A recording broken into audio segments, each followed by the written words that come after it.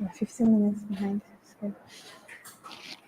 All right, good afternoon, everyone, and welcome to today's episode of our podcast at Coyote Consulting.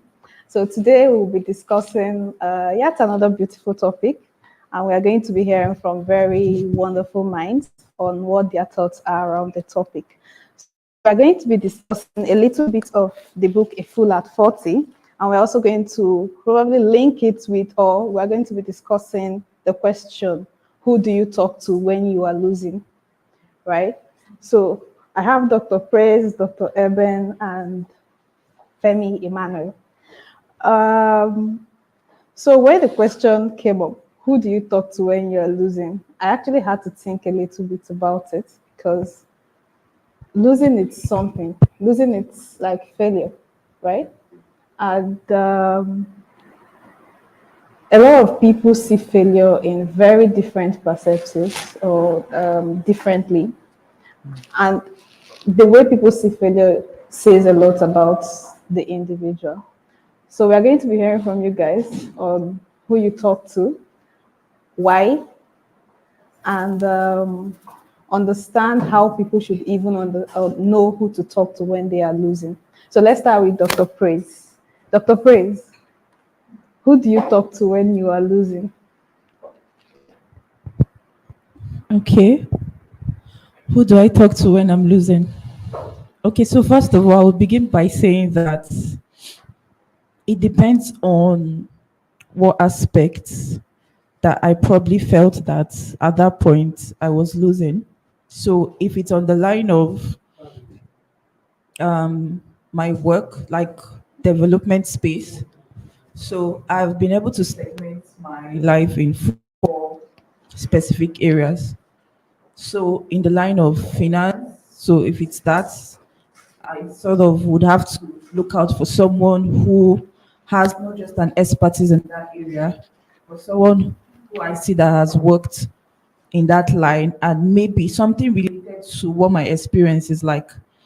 So summarily, I would just talk around academics while I was in school. So now I'm no longer in school, but then when it comes to anything, because I have plans, of course, furthering. So anything in that line, I wrote an exam not so long that I didn't do so well as I wanted to. So at that point, I had someone who I had to reach out to. So the first question the person asked me was, you already know that for you, failure is not an event, or that particular stuff that happened doesn't mean that you failed, but then you probably did not get to the particular actually passed.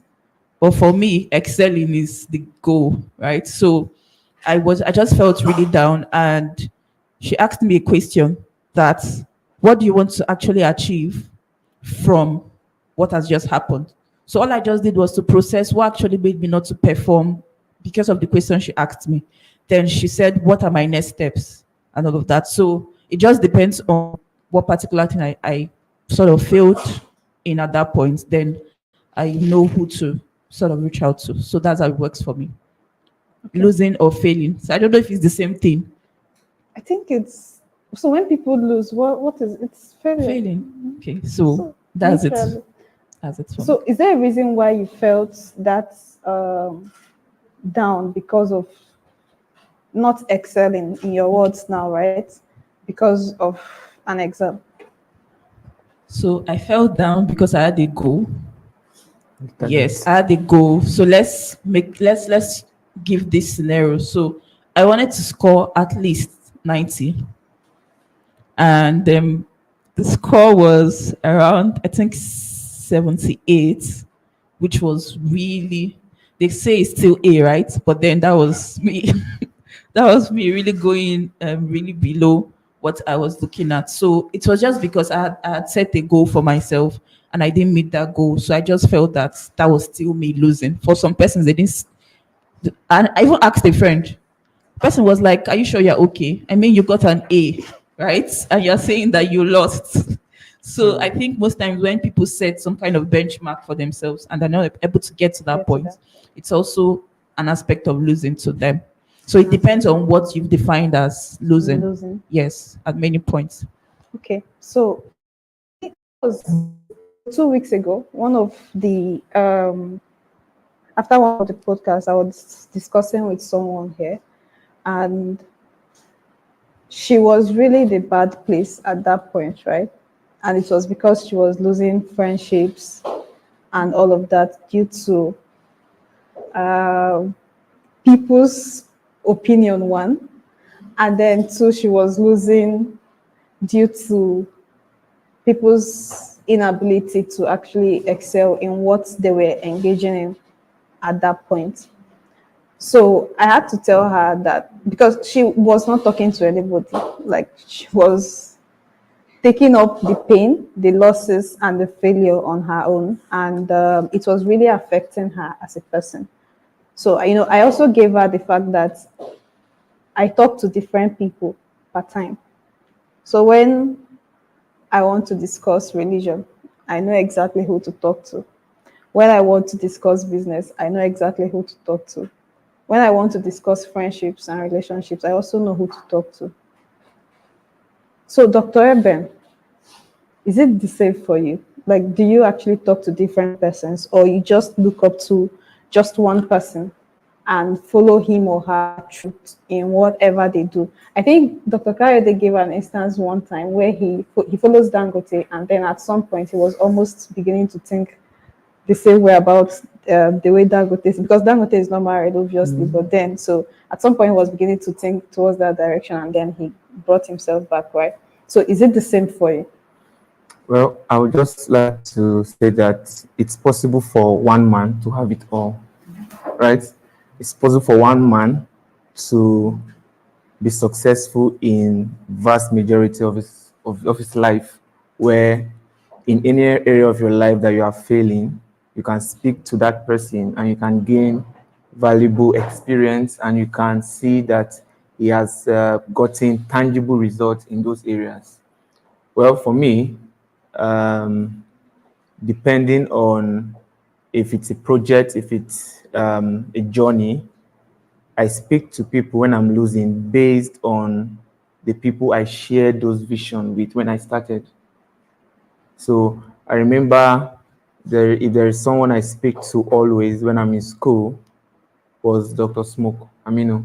He was a year ahead of me, and I saw him as a senior friend when we were in school. So when academics became difficult, and again, what actually helped me to develop that close link with him, to always run to him whenever I'm having some kind of difficulty in academics, was because he was a class rep. I was also a class rep. So I was asking, how were you able to move from 200 level to 300 level, even with your class rep duties, So he was somebody that I always ran to whenever I was having issues with my academics. And again, like I said, it's possible for one person to also that you don't need to meet this person, meet that person. But there's nothing wrong with meeting different people with when it comes to different aspects of your life. The major thing for me is who was involved, who and who were in the picture when I started this particular journey where I am losing. So those are some of the things I ask myself before I speak out to someone.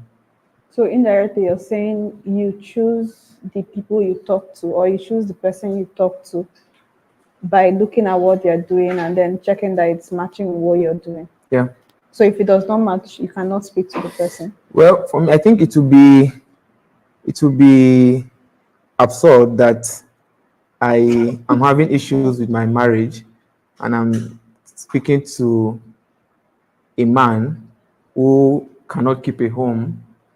Obviously, I will be sure to expect an advice like, there's nothing in marriage, just leave your wife, just focus on other areas, right?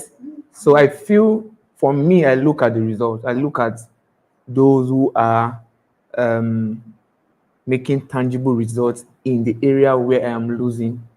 That's what I look out for. Where Dr. Smoke was not the best in his class, for me, it will not be so right for me to meet the best in his class and then tell him,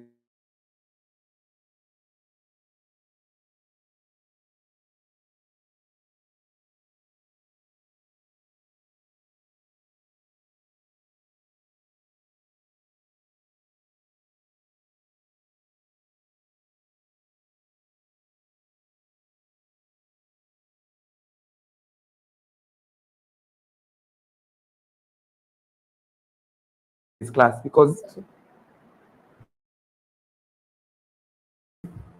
So I see that there are two ways to learn. The first is how to do it, and secondly, how not to. So most times we're so focused on learning how to, and then we ignore the how not to path. So anyway, from what Dr. Ben said, if I see someone who is not successful in marriage, who is willing to be truthful, I could learn from his mistakes. true. I could see the loopholes. I could see what to avoid.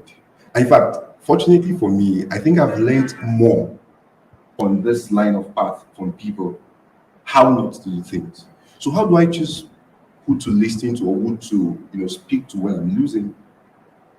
I want to look at people that are currently around me. And then, for me, I've had different seasons, and then I've had to change different persons or speak to different set of persons based on what I'm doing at that moment. So for me, I just take a personal survey of the people around me. Will this person understand me? That's the first question I will ask myself. If I say my mind to this person, will this person get what I'm saying? If I see that this person can understand me, then the second thing is, have I created a level of relationship that will make me speak free to this person? You see, because people will not open up to you more than you're willing to open up to them. And then you will not open up to people more than you know that you can trust them, and then more than you know that you can understand them and they can also understand you. So when I ask myself, oh, what are the people around me that I can speak to? Okay, this person, okay, do I believe he's going to understand what I'm about to say? If yes, then I'll go to him. Do I think he has the kind of, not necessarily the kind of result, because even if he has opposite of what I'm thinking I'm looking for, if he has the ability to be open to me or sincere with me, he will tell me, this is the mistake. I met with him, because I had a little bit of ministry background, religious background. So I met with him, and then he said, okay, I've started this number of churches and then I failed. For him admitting that he failed, you understand? For me, that was a big thing. I think you can learn from him. He failed. And then he's bold about it. Yes, I failed. You hardly hear people say, I failed in ministry. That was in their ego. I failed. Yes, you failed. So I can learn from you. Let me say something a bit personal. So I was into a particular relationship, some years back. And then how did I get into that relationship? So this lady, we've not actually been in contact for a very long time. And then so suddenly her thought came to my mind, and then I just checked my phone. Do I still have a number? So I tried calling, it wasn't going through. I dropped a message. And when I received her response, I think a week later or so, and then Papa, because I knew I preached to her when I was still in school. Oh, this is what happened, blah blah blah blah. Okay, I'm pregnant. I got pregnant, and then I gave birth to one. And then you will not believe that I began to feel I can get married to this person because she has made mistakes, and then she has experience, and then she's truly remorseful and has changed. I think something good can happen. I think she wouldn't fall a victim again. I don't know if you understand. So for me, I just check, can this person understand me? If I say, is this person sincere enough to share with me truthfully what his experience is about this issue I'm bringing to the table, and then go ahead and discuss. Okay. So as you were talking, right, I just realized that I think that is the part we're actually trying to take by reviewing this A Fool at 40, right? He has made his mistakes, and then he was bold enough to put it in a book for people to read, learn, and probably not take that same path. Though, of course, a lot of us will still read the book and follow the same path. But then it's in line with what you've said, right? You have learned more by following and learning from other people's mistakes. Why for Eben, he probably would not talk to somebody who has not succeeded in it. Sorry, but somebody that is successful in something doesn't mean he has not failed before, right?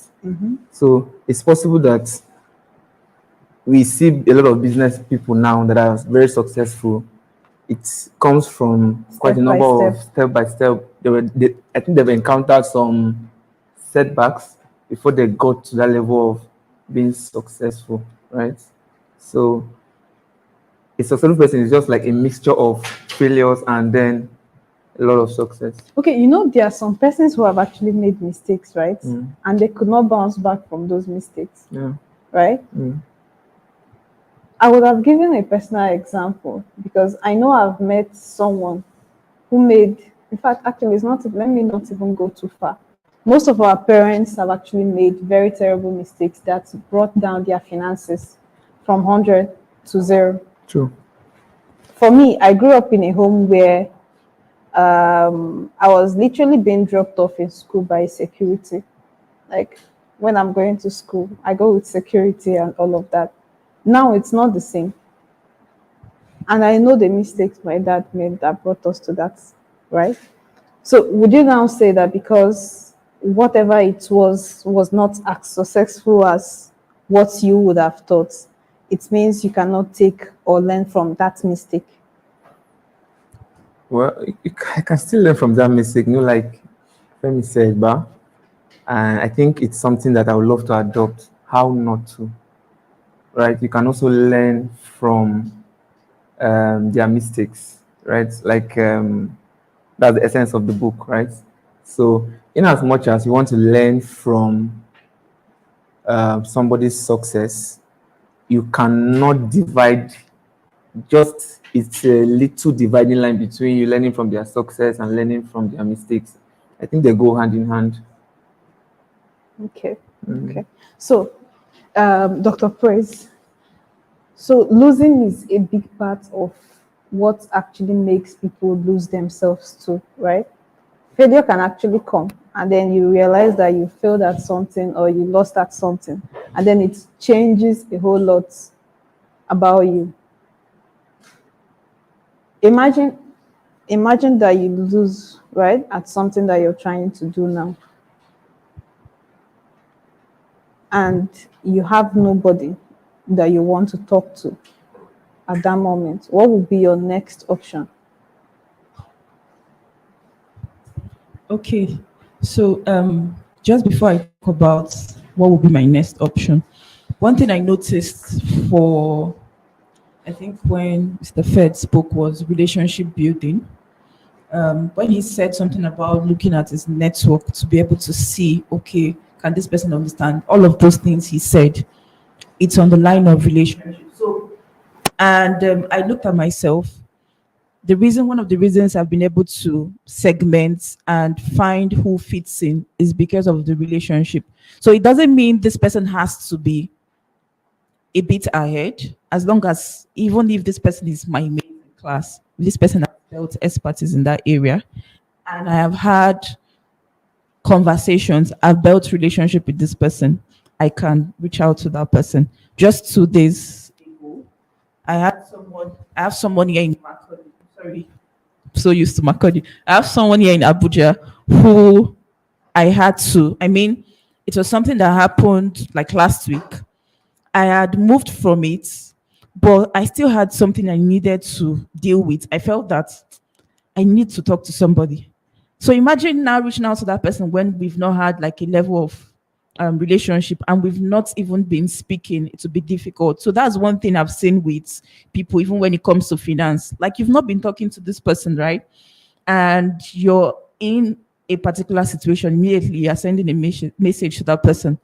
Alpha, no conversations before now, nothing. I know there are points where you could get to certain tight corners that you have to just reach out, but I just wanted to mention the whole relationship building thing. So for me, if I get to a particular losing end and I don't have anyone to speak to, the first thing I would do is I'm trying to really be real. So the first thing I would do is I cry a lot, but I cry to myself. Yes. So you may hardly find me crying, but I do that to myself. So, and if I don't cry, it will build up. And I mean, it won't just help me. So I've understood that for myself. So I just go to my room and just cry it out and ask myself, how did I get here? What happened? Just really ask sincere questions. So I'm not able to respond to that question at that spot because I am all emotional. And the only thing in my head right now is just to first of all be fine. So, but once I get past that stage, nothing makes me cry again. Like if I decide that okay, I'm going to my room, and of course you cannot state that this is the particular time frame, but let's say 30 minutes, I just need to cry it out and be fine. Once I'm past that stage, I mean, it's just that level. I get to that point where nothing takes me back. So as I've crossed that stage, I'm now asking myself clear questions. What did I do wrong? I go check online just in case it's something that maybe I feel that I could get resources online to help me. But then one thing I do is to go back to my drawing board.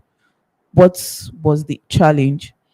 He said something about going for his own network. He goes to check even people who maybe they are not really succeeding in that per se, but they've learned how not to. So is it Albert Einstein or who that said, I've learned 99 ways of how not to. So I just really list out, okay, so what are the things I really did wrong? And I now begin to look at, okay, what's the next thing? What should I have done better? So it's just, for me, it's just about going back, asking myself sincerely. And there was one particular time I did something really, I wouldn't say funny, but what I did at that point was I had to punish myself, if I'm to use that word. So punish myself was I looked at myself, what's one thing that I do daily that gives me pleasure? So I said, because I did not really do this so well, you're not doing this This. until you get that part right. Yeah. So these are just personal strategies that sometimes I decide to deploy to just. So if you're a movie person, you can say, I'm not seeing this movie for this particular time. Well, I'm not a movie person, but I have something that daily, if I don't do this, I just know that this is something I must do daily. So that's how it works for me. Okay. So when I was asking that question, I actually had the fact that emotions play a part in probably who we talk to, right? That was actually why I asked. So it's good to actually note. that what you said is actually in line. So, Dr. Ben, no, we've been talking about who we talk to when we lose, right? Why do we talk to almost everybody when we win and then select who to talk to when we are losing?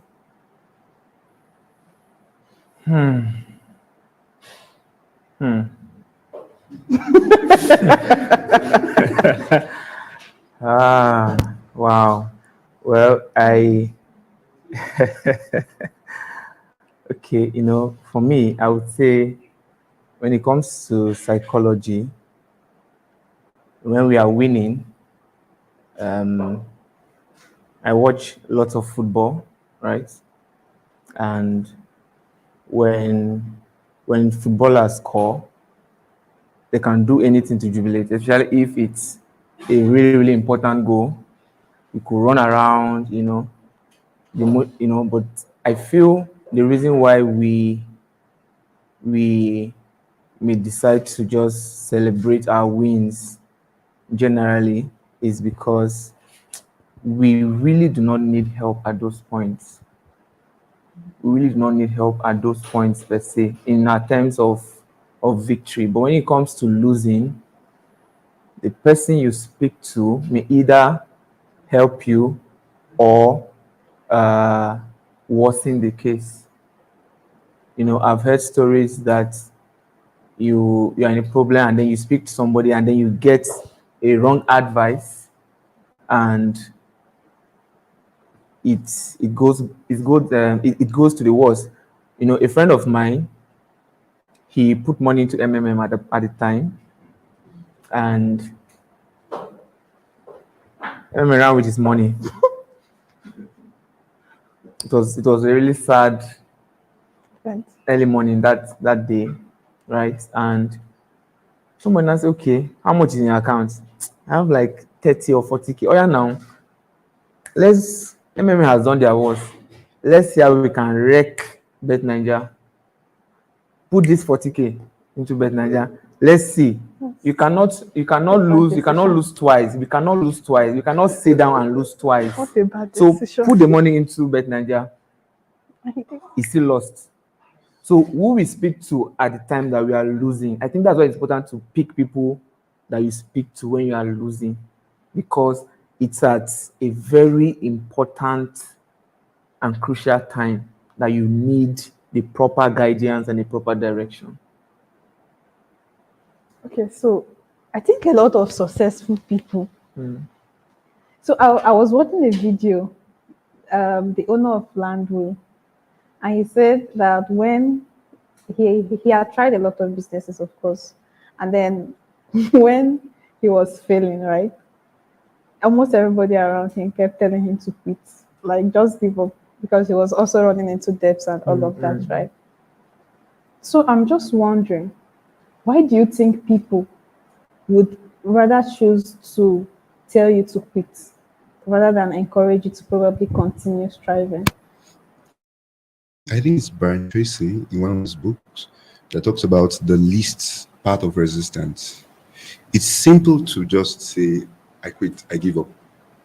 And then because most persons have not, developed that threshold for pain, their brain will automatically switch and rather advise you to just pick the easier path.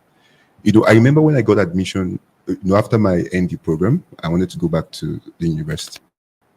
And then knowing that there was no money at home, so I wasn't expecting any support from home. And then I was staying with some set of persons. So I remember calling, and then everybody was like, okay, go back and do your HND. Or because I was doing my IT then, or you just continue with your IT, just continue with your IT or go back and do your HND. But I just made up my mind that, I was going to go back to do my first degree. And then, of course, it was not easy. I remember going to school for the first time, my 200 level. I didn't go with rice, not one seed of rice. As a new student, I just went by faith anyway. And then, yes. And then, of course, I'm a graduate today, to the glory of God. So people would rather tell you, pick the simple part because they themselves have not built that energy, to push through when things are not going the way they want. But the truth is, success will only come when you keep trying. Success will not just come because you chose, make a decision to quit. Success will come because you keep trying. Nothing good comes that easy. There must be that level of, fortitude to push. There's this acronym for the word push, PUSH, right? Push until something happens. So people will rather tell you, because look at the people actually advising you. And of the truth, if you meet with people who have been successful, who are actually successful, right? They will not tell you quit. If someone who is successful tells you to quit, don't continue in this. There is definitely something he has seen. Possibly he has passed through that path and he knows that it's a no-go area. If someone who is successful tells you to quit, like you are on an adventure, and then somebody who's already successful, who is not as if he's hating on you, do you understand? It's not as if he's looking for your downfall, because there are successful people who want to look for your downfall. I mean, somebody who is genuinely interested in you. If he tells you, bro, quit this thing, I will advise you to pick it, because they've seen something you have not seen. But otherwise, if anyone is telling you quit, please go and do a survey. Check what results they have in their life. If you don't have results, please continue. All right. Sorry, I just quickly wanted to say that some persons could tell you quit because they've not understood that path. They don't have like clear direction on what that path. In my 100 level, when I was talking about an aspect of vet I was interested in, everybody thought I didn't make sense. They will ask everybody in class, what's your specialty? What's the aspect you want to know go into? I was like the outlier, if I'm to use that word. So it didn't seem like, just it was just one lecturer, and that was because she had heard something like that. And I've seen this online severally, and I knew that something like this existed, but it wasn't just in Nigeria. So I was looking for an answer. So all of the quits, it was quit in that sense. All of the this will not make sense in Nigeria, go into something else. You had so much excellence in physiology. I was doing so well in physiology, and then in the clinicals, I was doing really well in the line of public health and the rest. So they just felt that this was the path for me.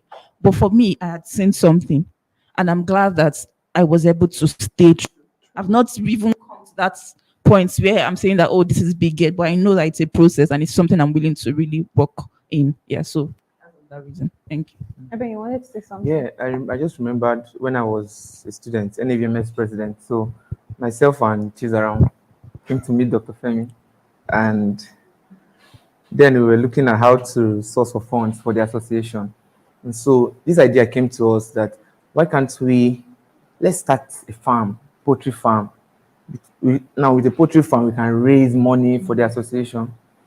So when we met Dr. Femi and we told him, he didn't allow us to finish talking. He just said, no, there's no need. It's wrong to start a business because of money. It's good to start a business because you want to solve No problem. a problem, right? When he told us that, and then I think I remember going back and I stumbled on YouTube. I saw one of his videos. Is it poultry farmer or poultry? There's a name there, poultry professor. I'm like, okay, he has gone through this path before, and then I think I understand why he must have told us not to. So Okay. So thank you, people, and of course our time is up. I think we even passed our time, but it has been a wonderful interaction. So just to end this session, I would say, don't be a fool, right? Just like the book "A Fool at Fault" has said, don't be a fool. From all we've gathered here today, the person you talk to actually makes a whole lot of what your next move would be, especially when you are losing. So I think when we are winning, we literally just, the excitement is there, so you just keep talking. But when you are losing, I think shame comes into it too. People are shy to even mention that, oh, I'm failing in this and all of that. So with all of that, people just rather become the foolish ones and hide what they should actually even talk about and get people's ideas and perceptions about a particular thing. So let's just end it there. And thank you once again for joining us. See you all next week.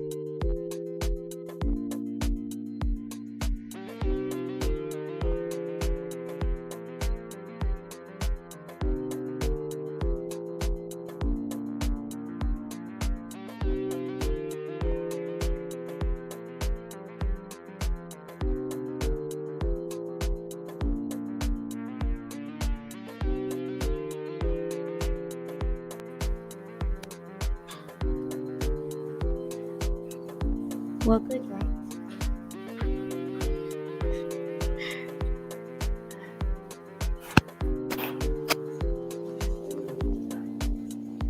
Can you feel the love tonight? Here's the evening.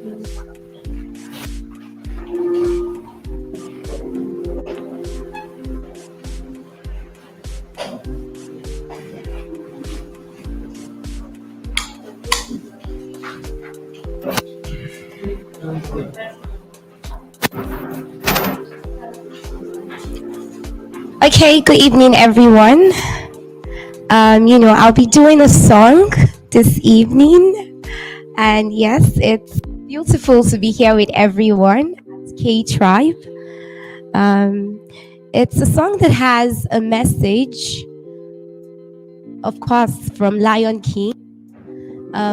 He came to a point where he had to speak to another lioness who he kind of fell in love with, but had confusions because there were certain parts of his past that he wasn't so sure of coming through with her. And it makes a lot of sense because certain times we want to take decisions and take,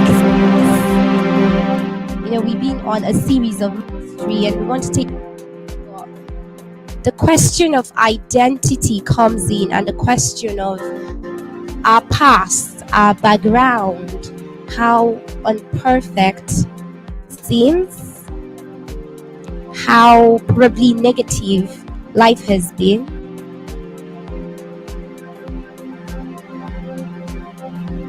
But then for someone, it will leave you with a question that hits a different reality to breaking forth, to really seeking success, and I'm hopeful that after this it will be an experience to really question why you will decide to stay where you are or decide to hit new grounds. And when it's time for you to join me, of course you should. Can you feel the love tonight? Peace the evening bring. The world for once in perfect harmony with all its living things. So many things to tell her, how to make her see the truth about my past. Impossible. She'll turn away from me. He's holding back, he's hiding. It's really hard to decide.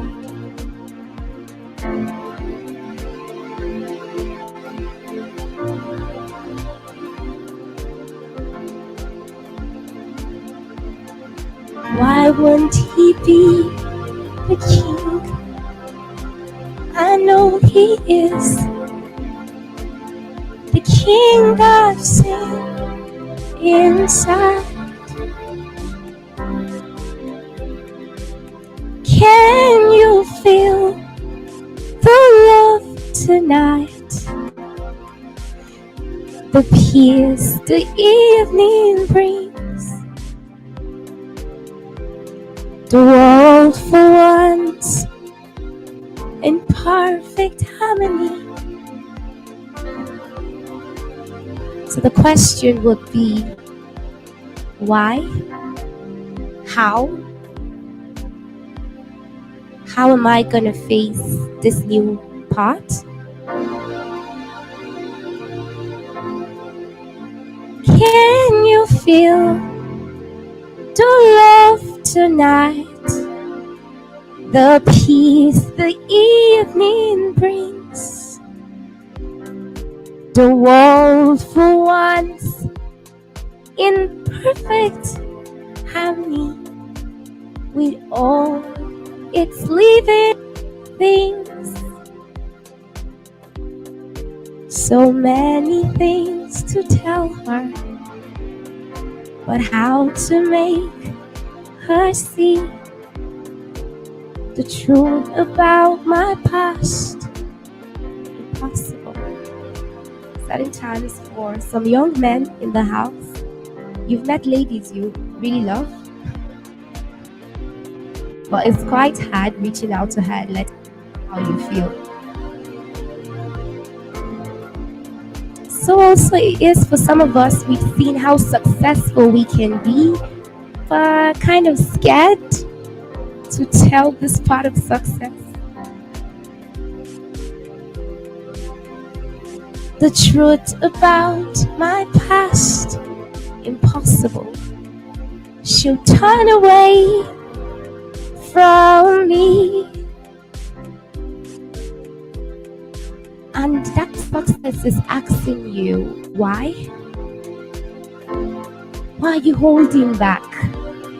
Why are you still so scared? He's holding back, he's hiding, but what I can't decide. Why won't he be the king I know he is? The king I see inside. Can you feel the love tonight?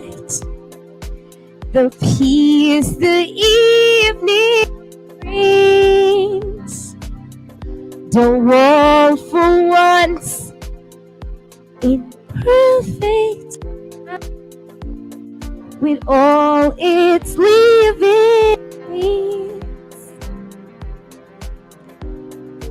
And if he falls in love tonight, it can be assumed his everydays with us are history. Yes, let it be that your past tells you that the days you had were history.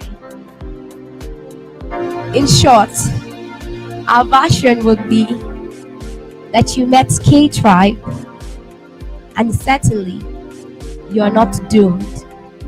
My name is Annette, and I believe that time reveals potentials. Thank you.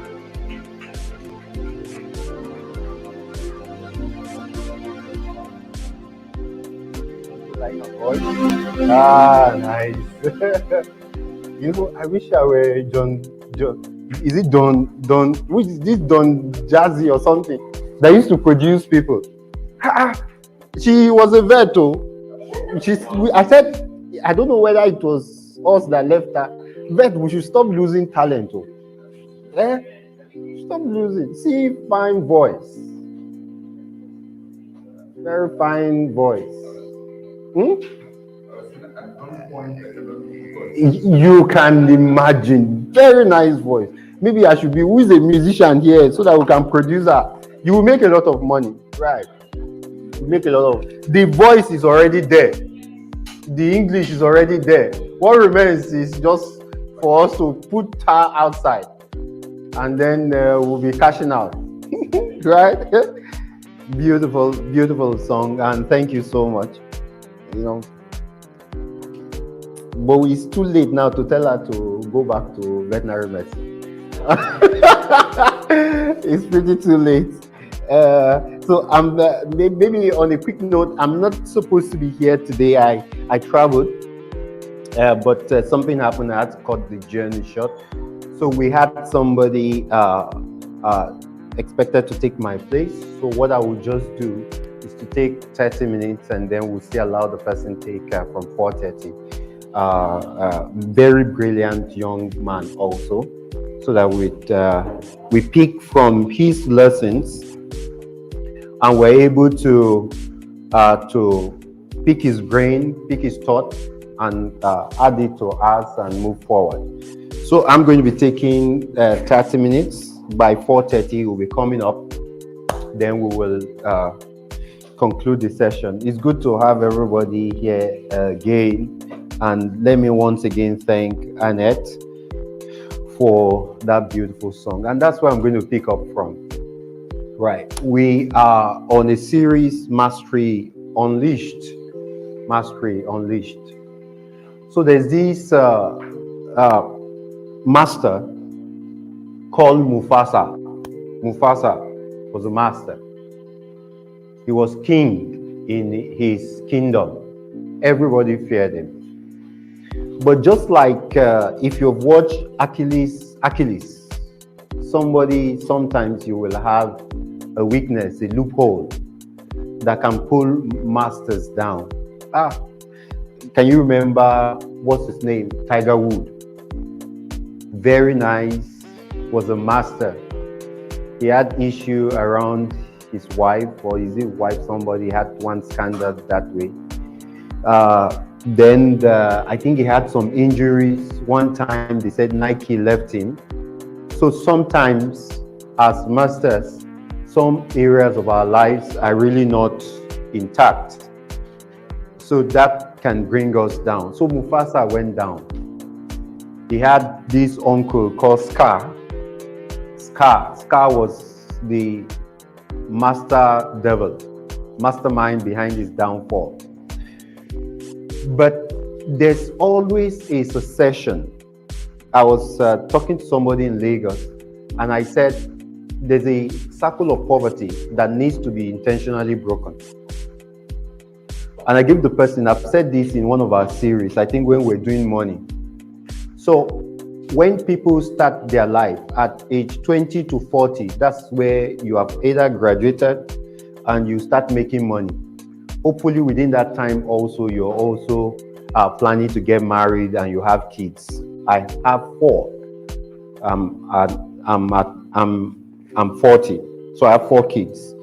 More still coming, right? So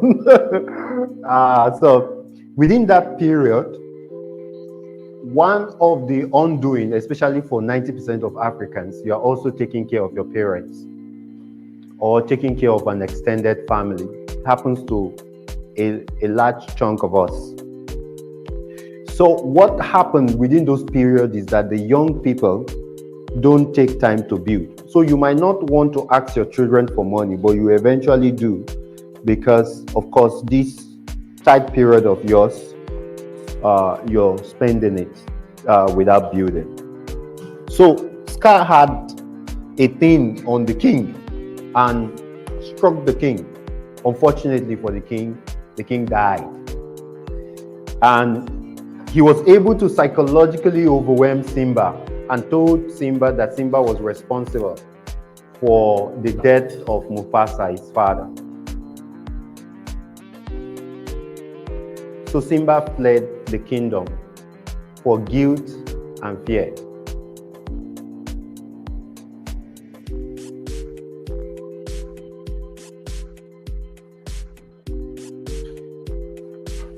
For guilt. He left his kingdom for guilt. I wanted to stay on that, but I know we have limited time, because one of the destroyers that we have currently for young people is guilt and fear. Guilt and fear. I've said it one time that I was in a particular gathering and a young lady, young active lady, speaks good English, wanted to jump over a bridge into a water to drown herself.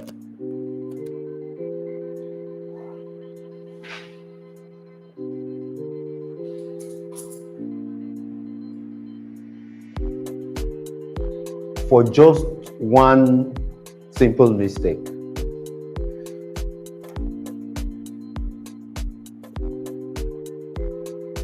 And it's killing most young people. It's killing most young people. Don't allow your past get in the way of your future. Don't allow it. If Oprah can be a billionaire after being molested, you still see some people cry for something that is gone. It's the past. Even if you killed your dad, the kingdom is rightfully yours, so you have to take it. What also destroys most young men is fear. Fear. Fear.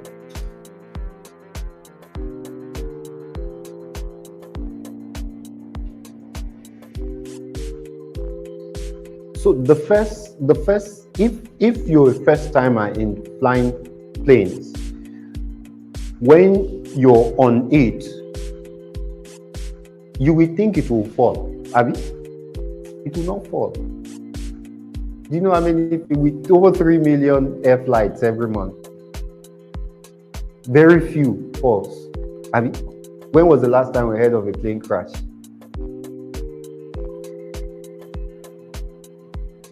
You'll be taking off like this, your mind will be telling you, what if it falls?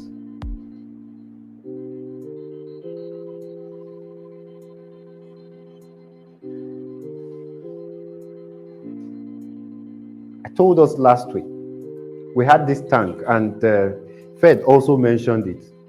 We had this tank, we needed to put aquatab to treat the water. And I went at the middle, and I looked back, and I said, what if I fall? You know what happened? I came down.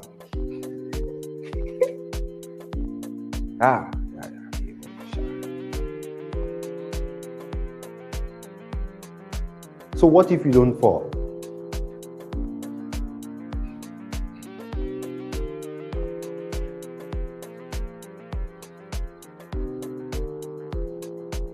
So what if you don't fall? Don't allow fear stop you from biting more than you can chew. Don't allow.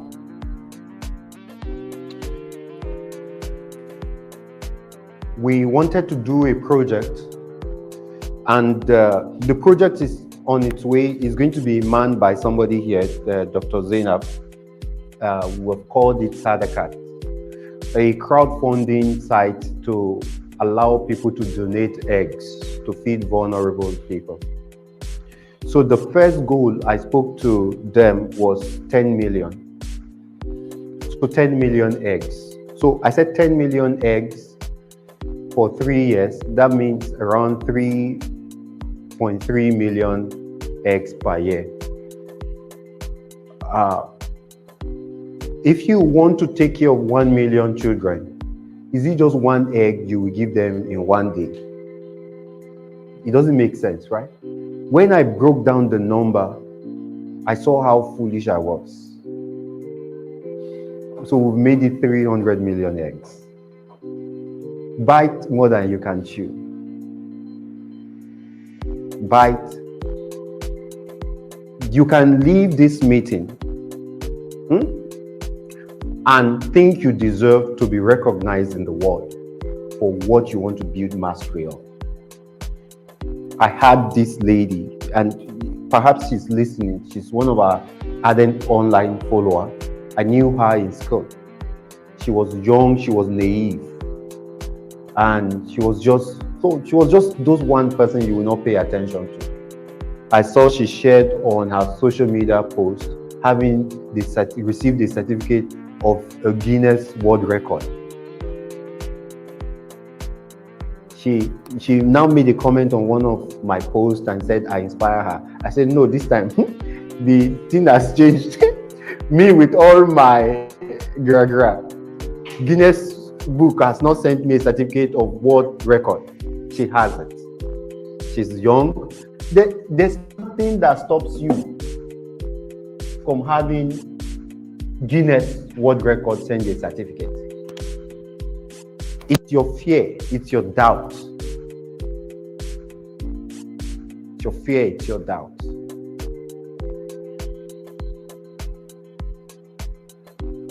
So don't allow it.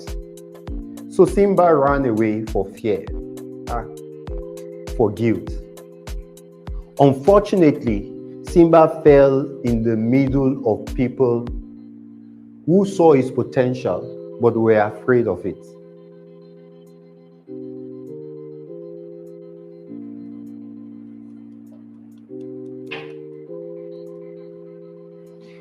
If we have watched Three Idiots, and I won't take my time, but I have limited time. If you have watched Three Idiots, how many of us have watched Three Idiots? Fantastic, fantastic.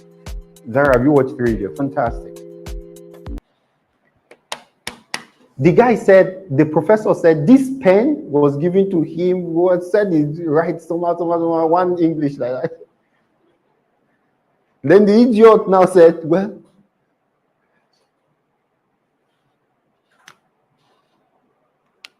I can't even remember exactly what he said, but he dispensed the pen. Huh? And why can't they use the pencil? Hope you know. There's a guy that killed himself.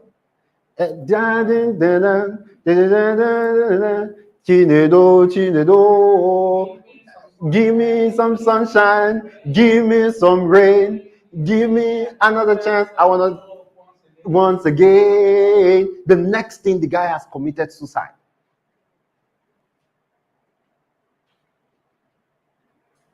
Abi? But somebody, so endure this moment of people calling you idiots. Endure. The guy just came and said, what's the definition of this? He said, this is the sentiment of class. With all his own professorship and his hair, he could not allow his wife to give birth. Dare to not think that you are every other person. Bite more than you can chew. In fact, write the way it is in your heart. Let them feel it. It's them there, they are feeling. Like, she's young and she has a certificate from Guinness World Record. So when she now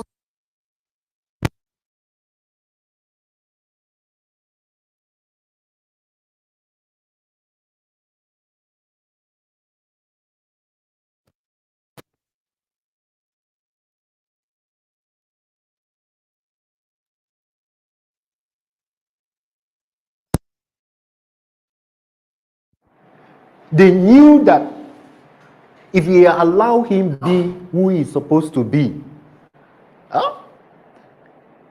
he will eat them. So they taught him how to eat vegetables.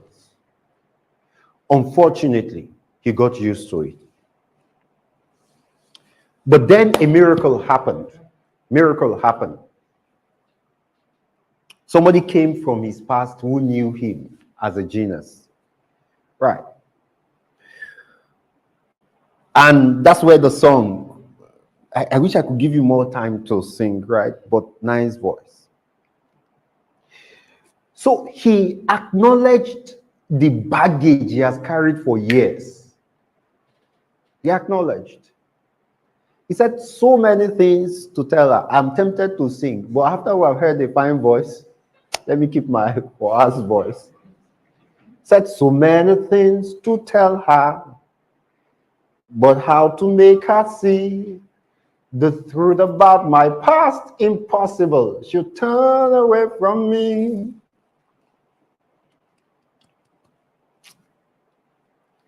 I have some past I want to tell you people, but I have to withdraw that. The me you see was the me that got free of people's opinion.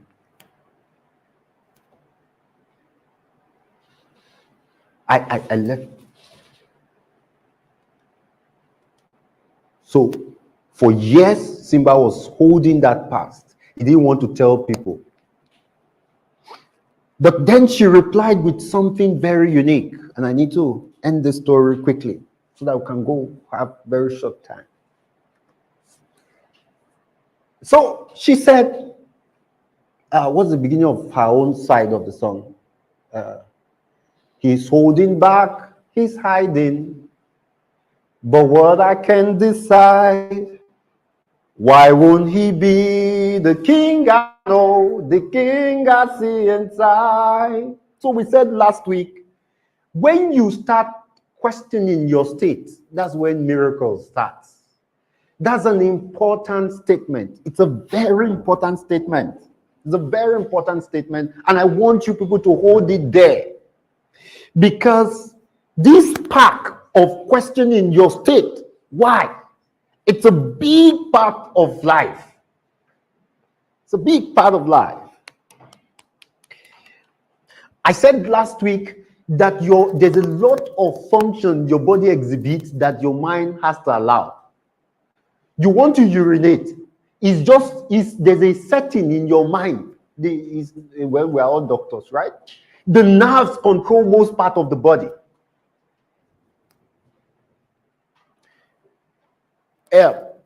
Dr. Iben, please go and close that door. I want you to obey me. Please go and close that door. Fantastic. Fantastic. Fantastic. Well, please sit down. Go and sit down. Fantastic. I want your mind to insist that you will not obey me.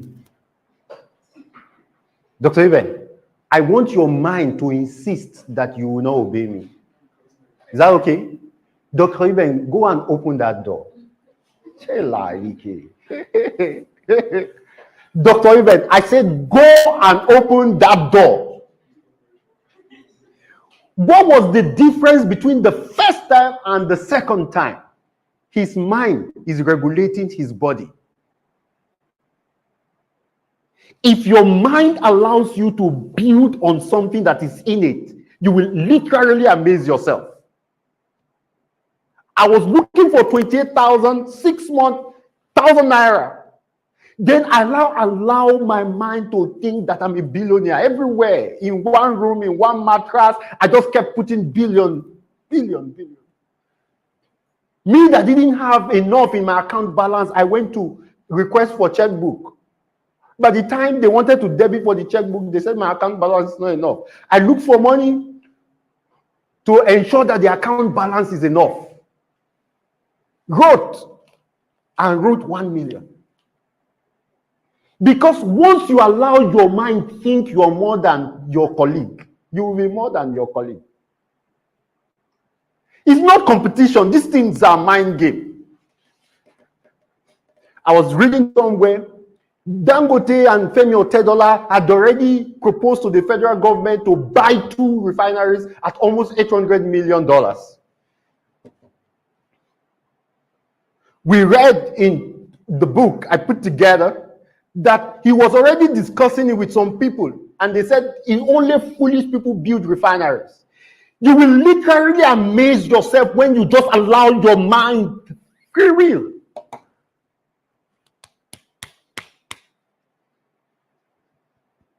You will literally. You can be Ronaldo. You can be. And the quick example that comes to my mind, Isa works with one of our businesses. We were doing retreats, and we allowed him time to sing. Isa was rapping and everybody was shaking. So why wouldn't Isa be Davido? So why? I said, bite more than you can chew. Your body that God created can stretch. So why will I be looking for 28,000 and cannot fund an account that will give me check book and still go to a shell company and let that place that one day somebody will wear suit to come and work in something I will create? Dr. Iben, bite more than you can chew. The brain and the person God created, Almighty God, right? God made it elastic. Once you are in his will, you can stretch it. I want all of you today and give yourself a 10-year goal that UN will start inviting you. That the world will want to hear you. Don't allow people give you vegetables when you know it is flesh you deserve. So they deceived him. So one day somebody came from his past and just asked him why. So why are you sitting down here? So why are you not better than this? When you find somebody within your circle that wants you to be more than what he or she can see, find and fund those kind of relationships. So I have 4 points I quickly want to drop within the next 10 minutes, right, for our time. The first point is that mastery won't happen naturally. We said that already. You need a drive. So you must figure out what drives you. What drives you? We listed a few things, and I wish we will go back and pay attention to yourself. What brings out energy? I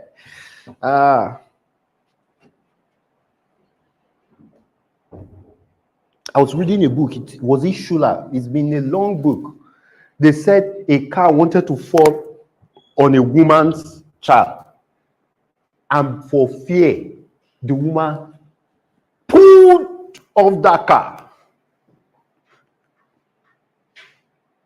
Has dog ever pursued you and you jumped fence?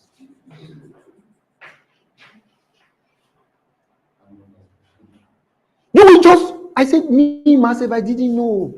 I've told us this, and I feel really very bad. We came in from Lagos to Ibadan with a colleague of ours. We were eating. The next thing, we saw armed robbers inside the restaurant. I just saw a gun. Honestly, the next thing I could think of, I was outside under a staircase. How I got there, I didn't know.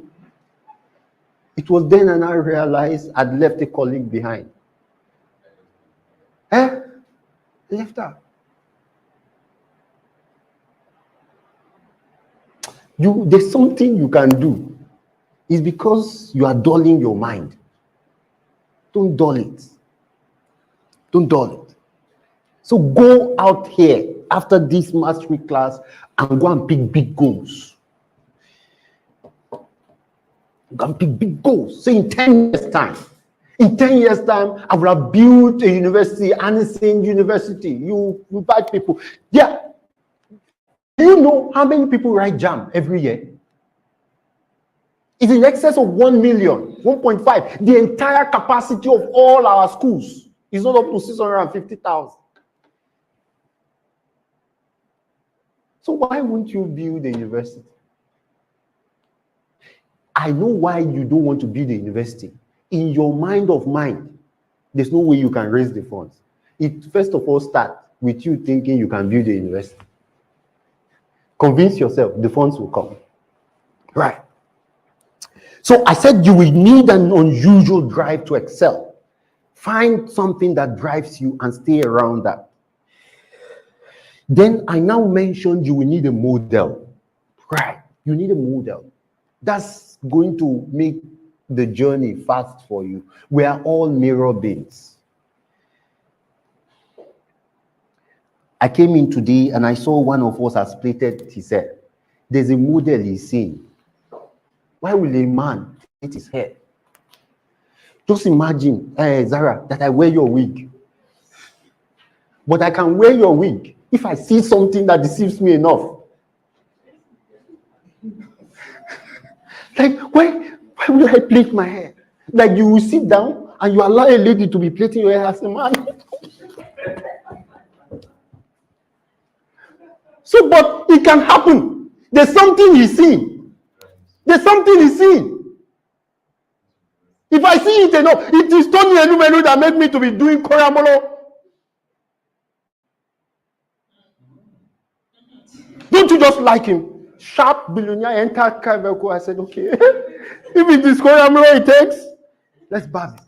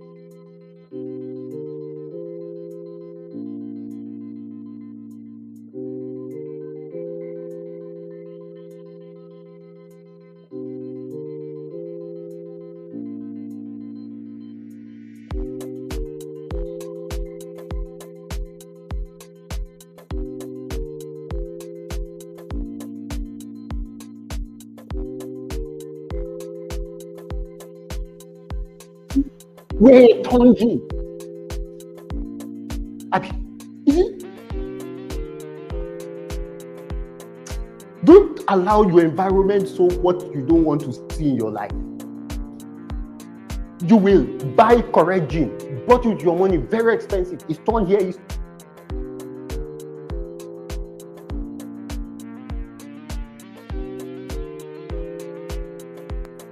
You are a fool environment. It is important that you choose those environments, people you listen to, people you stay around very intently. This thing that I'm saying there will be one of your biggest weapons to grow. Just stay around people. Just follow people. If you stay, they said if soap stays long on a leaf, it will also become, the leaf will become a soap. Right. Have a model. Dangote is one of my big models. Subconsciously, I even pray for him.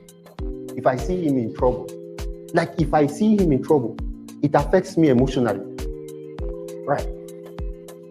So let's now talk about what I want to talk about today. Right. And I have just 5 minutes, so you have to pay very good attention. One of the key things when you want to develop mastery is the word consistency. The word, please write it down.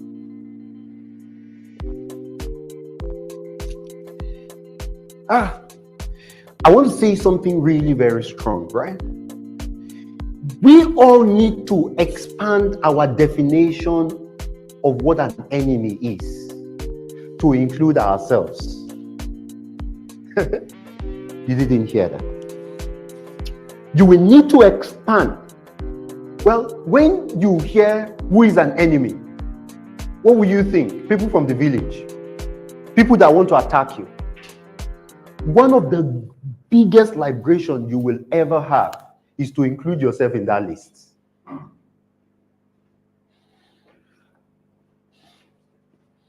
Most people, it is them stopping them. It is them stopping them.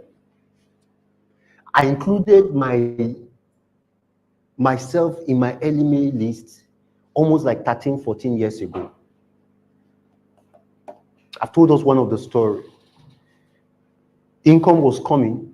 I was eating 3 times a day, sometimes 4. You know how you are sad, you want to eat? And there was a lot of sadness around me.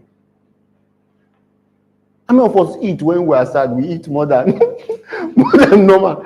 Have you noticed, or is it only me that is happening? You are sad. Food, you just want to eat.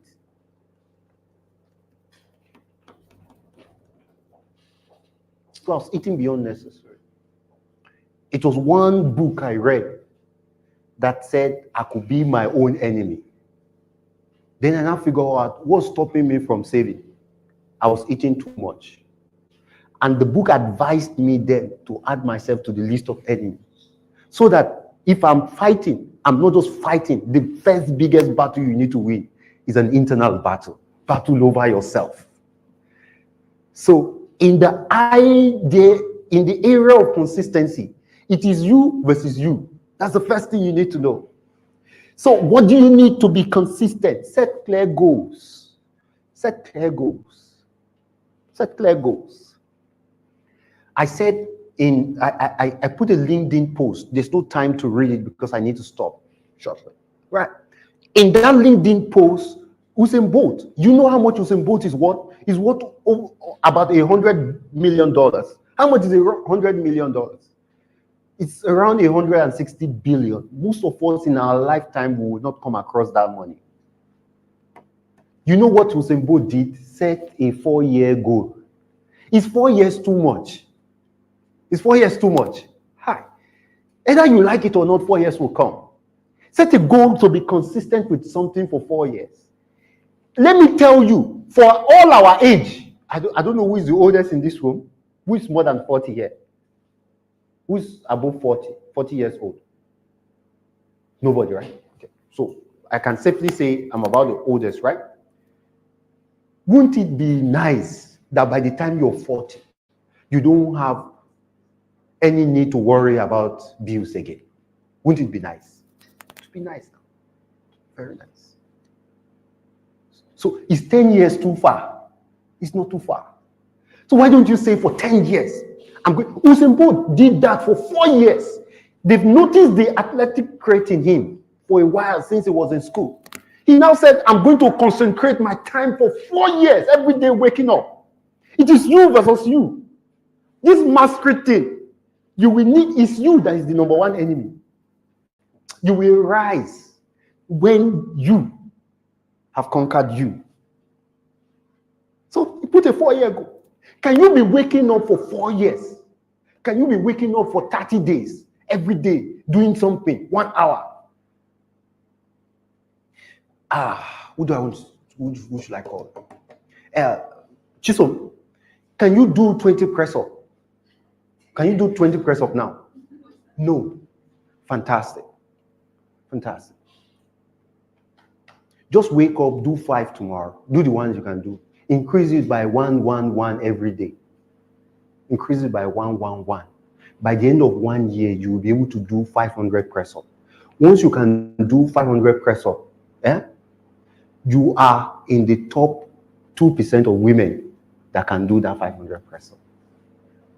It doesn't take too much. It takes 1 year to change your life. It just takes 1 year to say that I will wake up every day. For some of us who want to be researchers, just say I will wake up every day doing research and I will not be distracted by it, by any other thing. Any other thing is secondary. I will sleep and wake up and research, sleep and wake up and research, sleep and wake up and research, and start thinking. There's nothing stopping innovation from coming from Africa. It's because we are distracted. So just sleep and wake up, sleep and wake up, sleep and wake up, research. If you want to now take it further, do it for 4 years. Do you know the kind of mastery you will be? The kind of master you will be just doing something consistently for 4 years. Just think. Pick something. What do you want to do? What do you want to be master in? Let's say in 5 years. Guitar. And see, these things are not very difficult. They're not very difficult. You want to be a master in guitar? Just every day practice 2 hours. Do you have 2 hours to spare? Fantastic. Pick that guitar. By the time you do this thing for 1 year, you will play somewhere people will wonder where you came from. Our body is like water. It can take the shape of anything that has a form and a structure. This guitar thing, you can play it and everybody will be looking for you. John Jazzy will be looking for you. So, in consistency, set clear goals, set schedules, and I need to stop. I'm just going to read it out. Set clear goals, right? Set schedules. I'm going to do it 9 a.m. every day. I'm going to do it 4 a.m. every day. I'm going to do it for 1 hour. Then you have to track and measure your progress.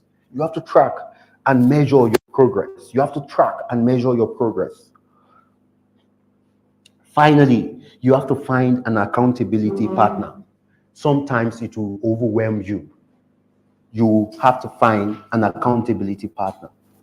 So in consistency, what did I say? First of all, set what?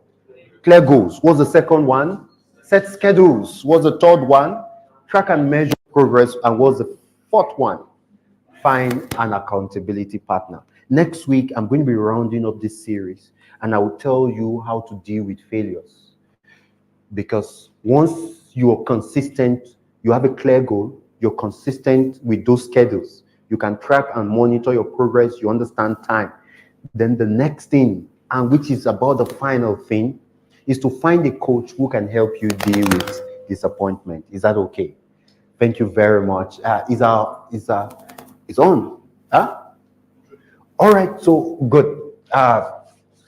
So I met this person through Jerry, and Uncle Jerry has wonderful friends, and he's somebody No, I think we're having issues around our site. It's up, right?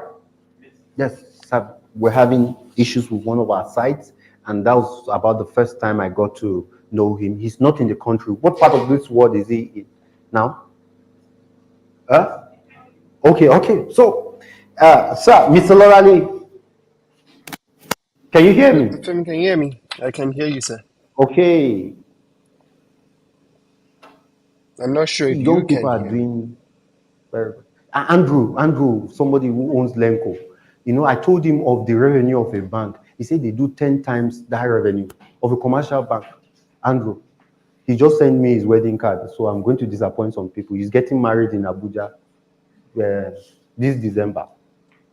He's less than 30. You can be young and successful. Right.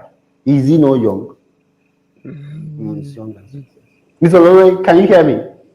Yes, I can hear you, sir. Can you hear me? But we cannot hear you in the hall. Oh, how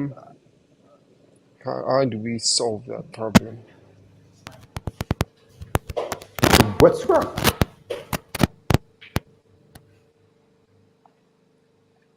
Um, All right. So please, can you say something? check, mic, check. All right. I think he's talking, but we still cannot hear him.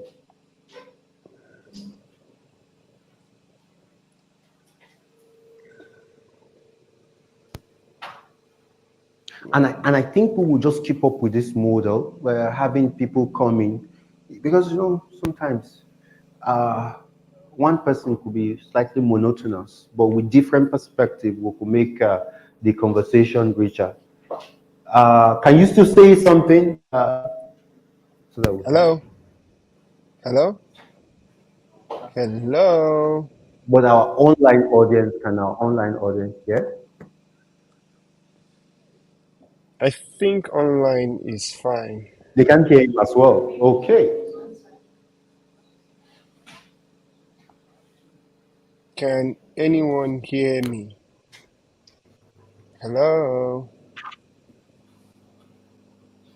Hello? Maybe, Dr. Nancy, next week we can discuss why online can hear me, can hear him. Can you hear him? Okay. You can't hear me? All right. So we need, Okay, once it's hold up, on. just Let, tell let, me to let stop. me. We need to discuss why is it difficult for people to be consistent at one thing. Why is it difficult? How many of us have been consistent with one thing for 5 years?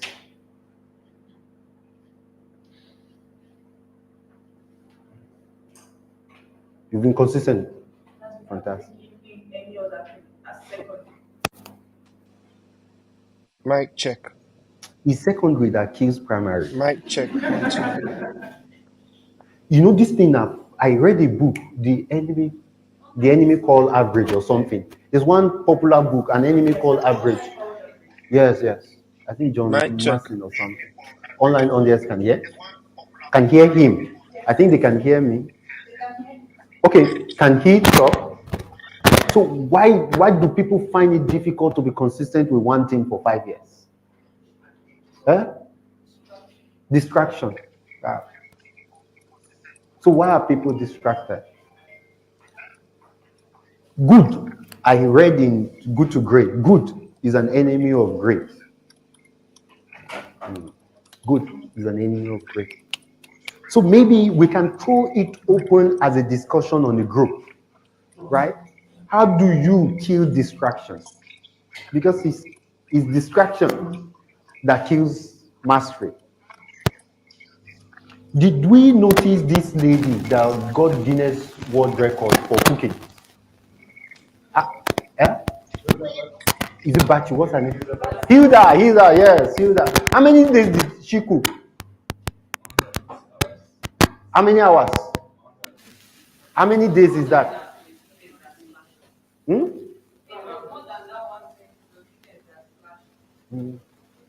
So how many days? How many days did she cook? So it means that the cooking you're doing and you're distracted with other things by stopping. It's stopping you from entering Guinness Book of Records.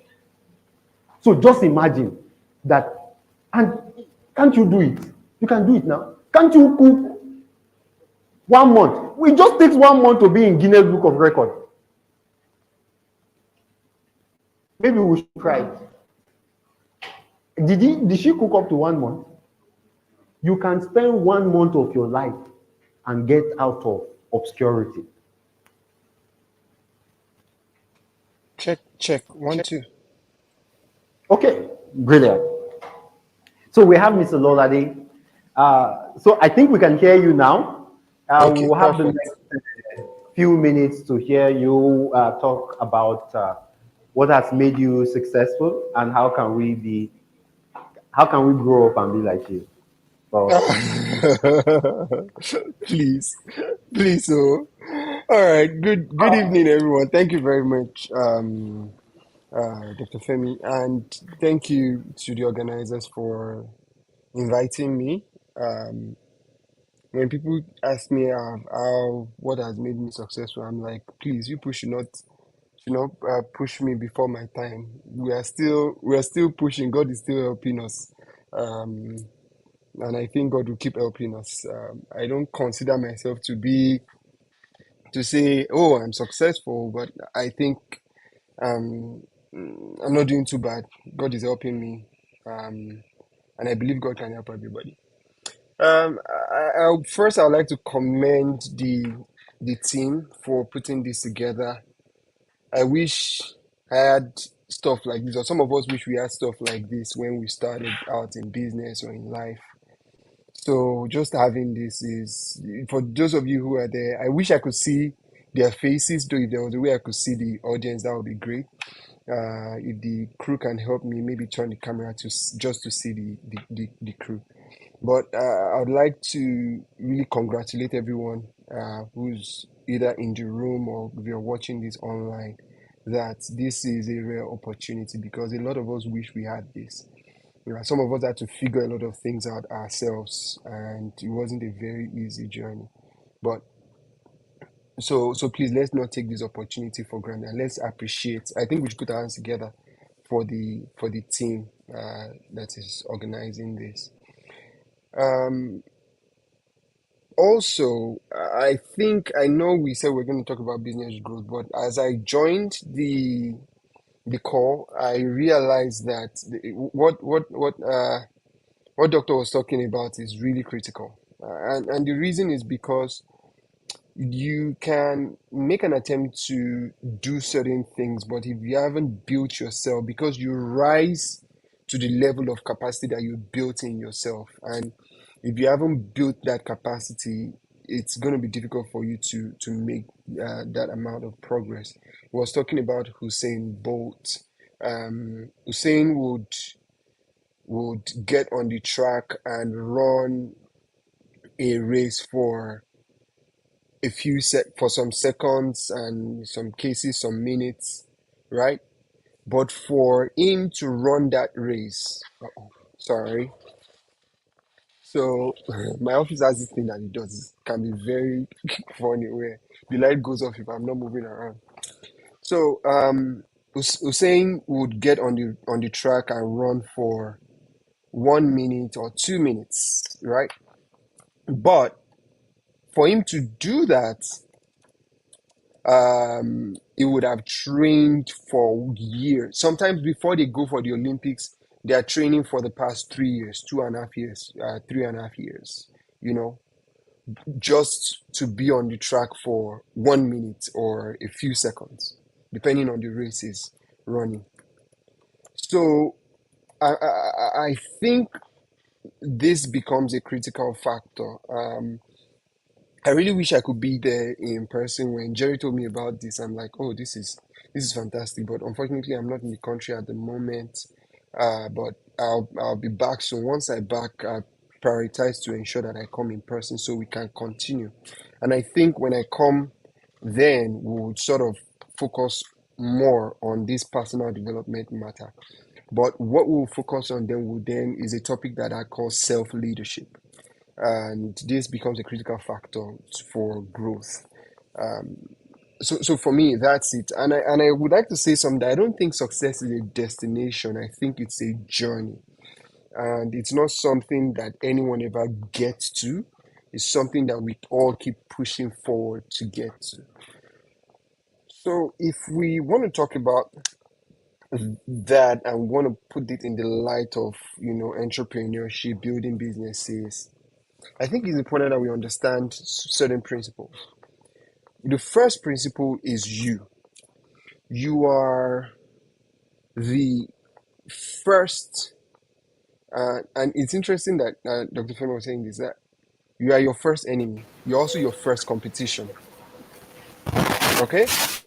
The moment you understand this, you realize that you are not really in competition with anybody else but yourself.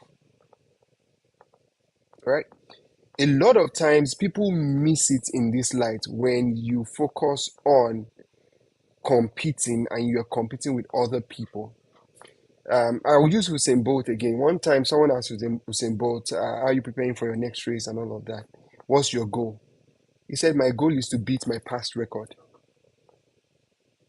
So his goal wasn't to beat the other people that are going to be on the track with him. His goal was to beat his own record. So I think that's where we'll start from today. And a lot of times when I'm talking to entrepreneurs, by show of hand, can I see how many people own a business in the room? I can see you guys now, thanks to the crew. How many people own a business in the room? Can you raise your hand? I can see you, so if you raise your hand, I'll see you. Okay. It seems we have a number of people. Right, good. So it will be safe to situate what I'm going to talk about in the lens of, business and entrepreneurship. A lot of times when young people start businesses, we have this thing where we think that when we start a business, people owe us to patronize us. And most times we see this in our churches, in our schools, different organizations that we belong to, where people come and say, oh, patronize me, support my business, buy my product, do this, do that. And while sometimes that can be nice, in most cases, we are not actually helping those people. And this, I've now gotten into business growth now. And as I talk, I'll also be sharing some of my own personal experiences. Because what happens is, in business, the first thing you must understand is your business must be solving a problem. Money comes to solution providers. A lot of times people create businesses and use it as a corporate opportunity to beg. and I'll explain what I mean by that. Because if you come to me with, let's say you have this product, for example, and I don't need this product. This product is not solving my problem. But you're like, oh, I have this pencil. Please patronize me. Please. You're literally begging me to buy what I don't need. And maybe because I like your face and you're about to cry, I'll probably say, okay. But you haven't solved any problem for me. In fact, you created more problem for me because I have to think of what I'm going to do with this. And if you look at your life, one of the things you would realize is that the people who solve problems to you, you want to have them around you. Who solve problems for you, rather, you want to have them around you. The people who create problems for you, you want to stay far away from them as much as possible. It is human nature. With us as humans, we are naturally just attracted to people. And a lot of us have those people. There are people in your family that when you hear that they are coming, you don't want them to know you're around. You don't want to be around them. You don't want them, you even say, how did this person get my number like this? Most of us have people like that. But there are also people that, every one of us has one of those people in their family that anytime they see you, is one problem or another. They need money, they need this, they need that. There are also some people that when you meet them, they can just dash you something. They can just dash you money. You want to spend more time with those people that solve your problem and less time with the people that create or give you more problem. This is the first principle of business. Now, when you understand this, you also understand that you have to present and create a scenario for yourself that you become a problem solver and a solution provider. The moment you do that, you realize that you'll be able to achieve more than the average person. Because what that will do for you is it puts you in a space where people want you around them, people want you to be involved in things they're doing because they know that once you show up, problems will be solved. So my question to everybody, first of all, is, are you a solution provider? Or do you find yourself, or when you appear somewhere, do people see you as part of the problem they want to solve? That is the first question. When I started doing business, in 2000. I registered my first business in 2010, but I've been doing business since I was 9 years old. So, and I realized that the businesses that succeeded the most are the ones that were actually solving problems for people. So that's the first principle. Ensure that you find a problem you want to solve. The second thing is to then figure out the best solution to that problem. There are different ways to do that. Now, one of the best ways to do that is to figure out the people that have this problem, how are they solving the problem now? If someone has a headache, they'll take paracetamol. That's how they're solving it now. Do you have a better way than the paracetamol they're already taking? The next question is, when that problem is solved for them, are they willing to pay for it? Because sometimes you can want to solve problems for people, but you don't want to pay for the solution. The third thing there is, how do you then collect the money for that payment, or from them regarding that payment? And then the fourth thing there, or the fifth thing there rather, is, how do you scale this solution that you've created to reach more people? That's how you then begin to grow the business. So the first one is what? Solve the problem, or find the problem rather, solve the problem, ensure that the people you are solving the problem for are willing to pay for it, figure out how to collect the money, and then figure out how to increase the scale of the solution to reach more people. And I'll give a very practical example. I'll tell you a story. I tell stories a lot when I'm talking. So there was one of my friends who was, I think he went to Harvard, very well-learned guy, very a high achiever and things like that. And he said he wanted to go back to Nigeria, a city in the north, to do a project. He wanted to give back. So they found a city in the northern part of Nigeria where they were going to give them, they were going to put well water. Because they went to this community, and then they realized that the children will walk 1 hour to the river every morning, 1 hour back to fetch water before they take their bath, do their chores, and go to school. They're like, this doesn't make sense. So they said they're going to put a well and a borehole in that community, at the center of the community. Everybody was like, "Oh, great, fantastic! That sounds like a good idea, right?" Everybody, do you guys agree with me that it sounds like a good idea? So they put money together, they came back, they put the borehole there, put the well in the center of the village. But then they came back 6 months later, and then the borehole had not been used, never been used. The well was not used, that things were now growing inside it. And they were wondering, what's going on? Why are these people so backwards? And they now started thinking, oh, maybe it's the village people that is doing them, and things like that. So they started asking questions. And guess what they found out? They found out that most of the people, the families in that community, only lived in one room. That's, when they say not one room apartment, one room, father, mother, and 4 children, right?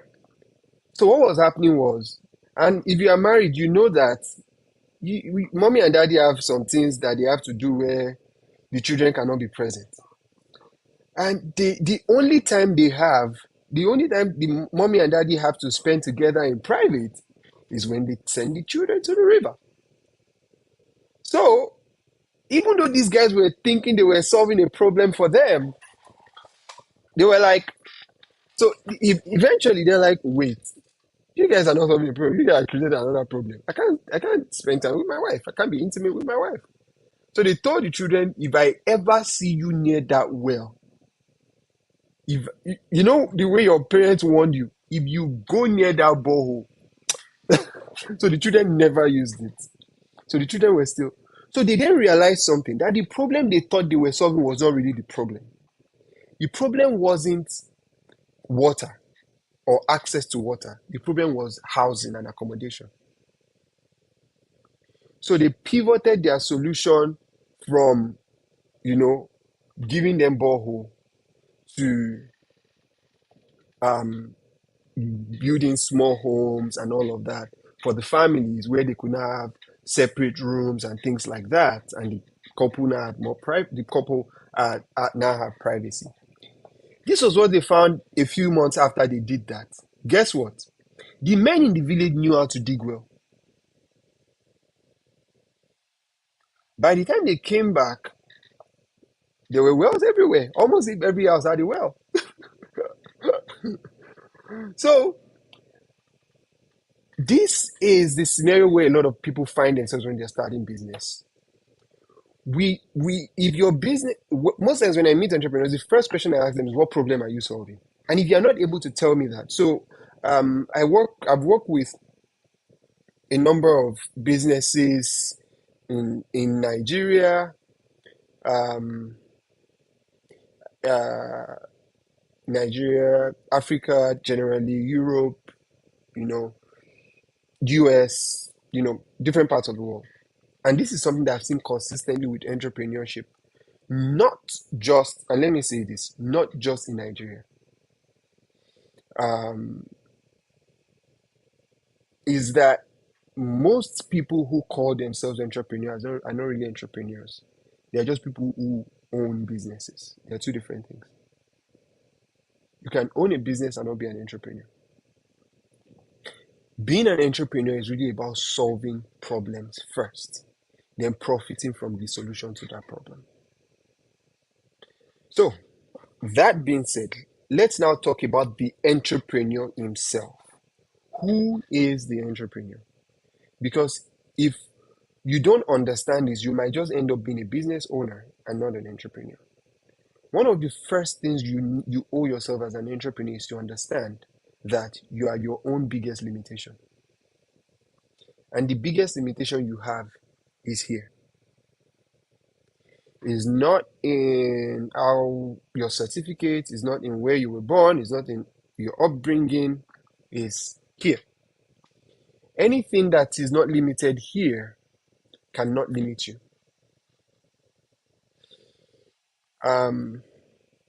I say this that the reason why a lot of people say, "Oh, this guy is successful, this guy is this," is because when people hear my story, they're like, "Oh, wow, really?"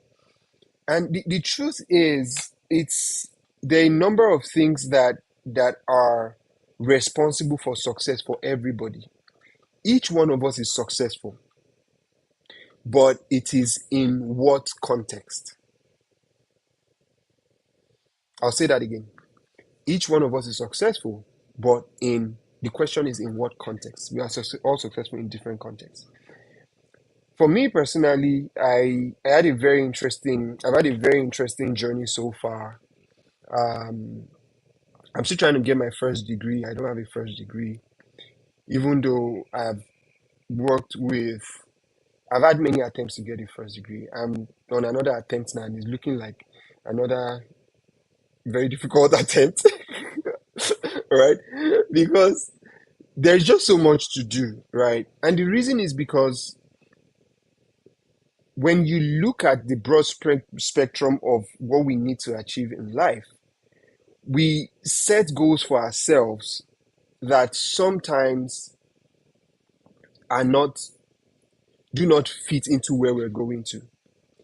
And most times the limitation we put on ourselves is in our minds.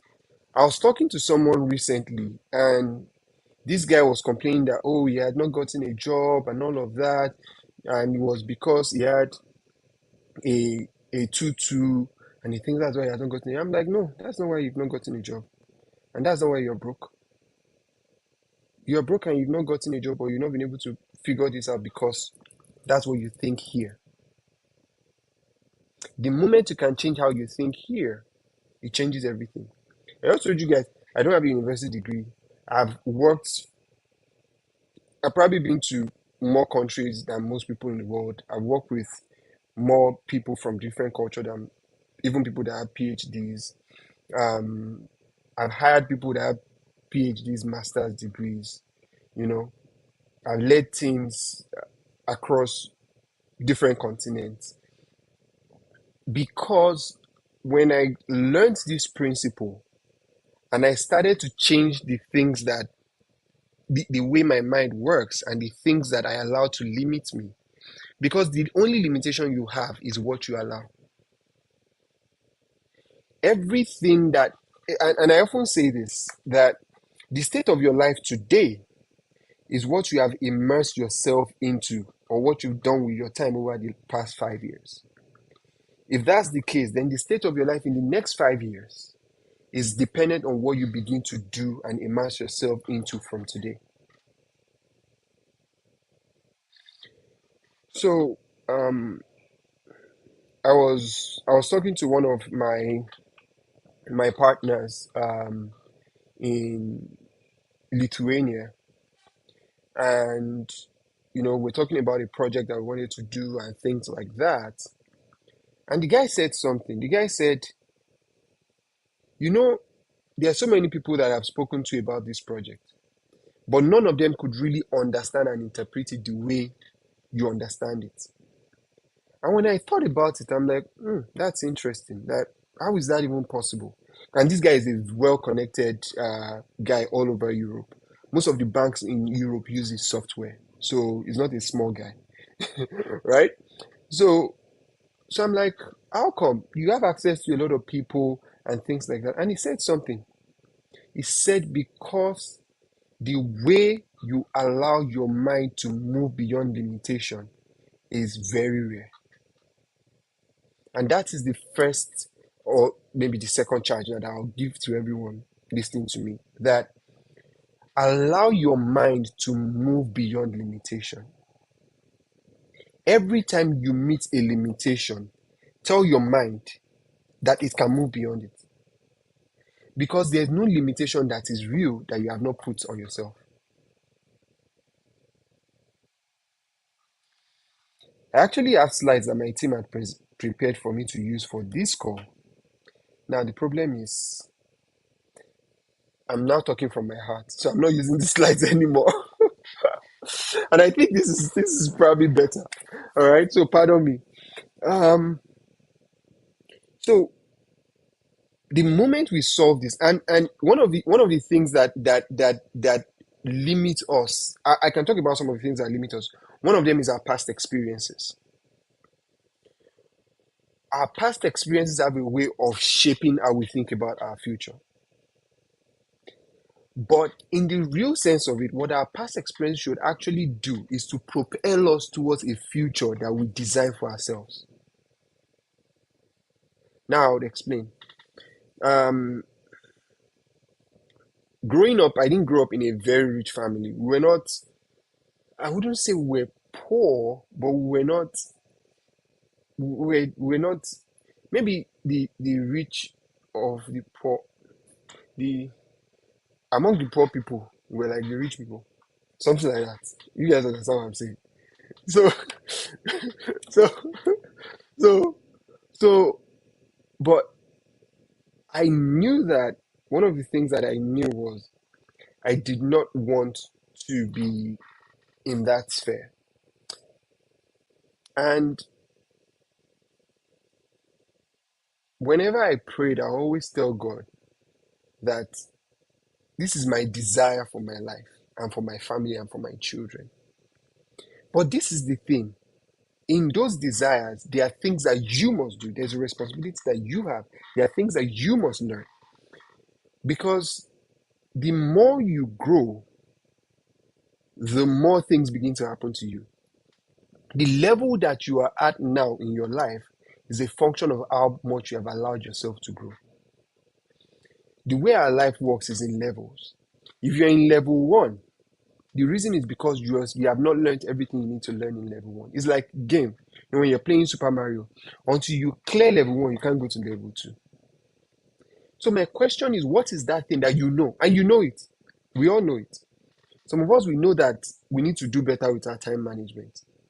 Some of us, we know that we need to do better with procrastination. Some of us, we know that we need to do better with our communication skills. Some of us, we know that we need to do better with our financial management. So what is that thing that is holding you at that level? Once you can learn it and clear it, it moves you to the next level.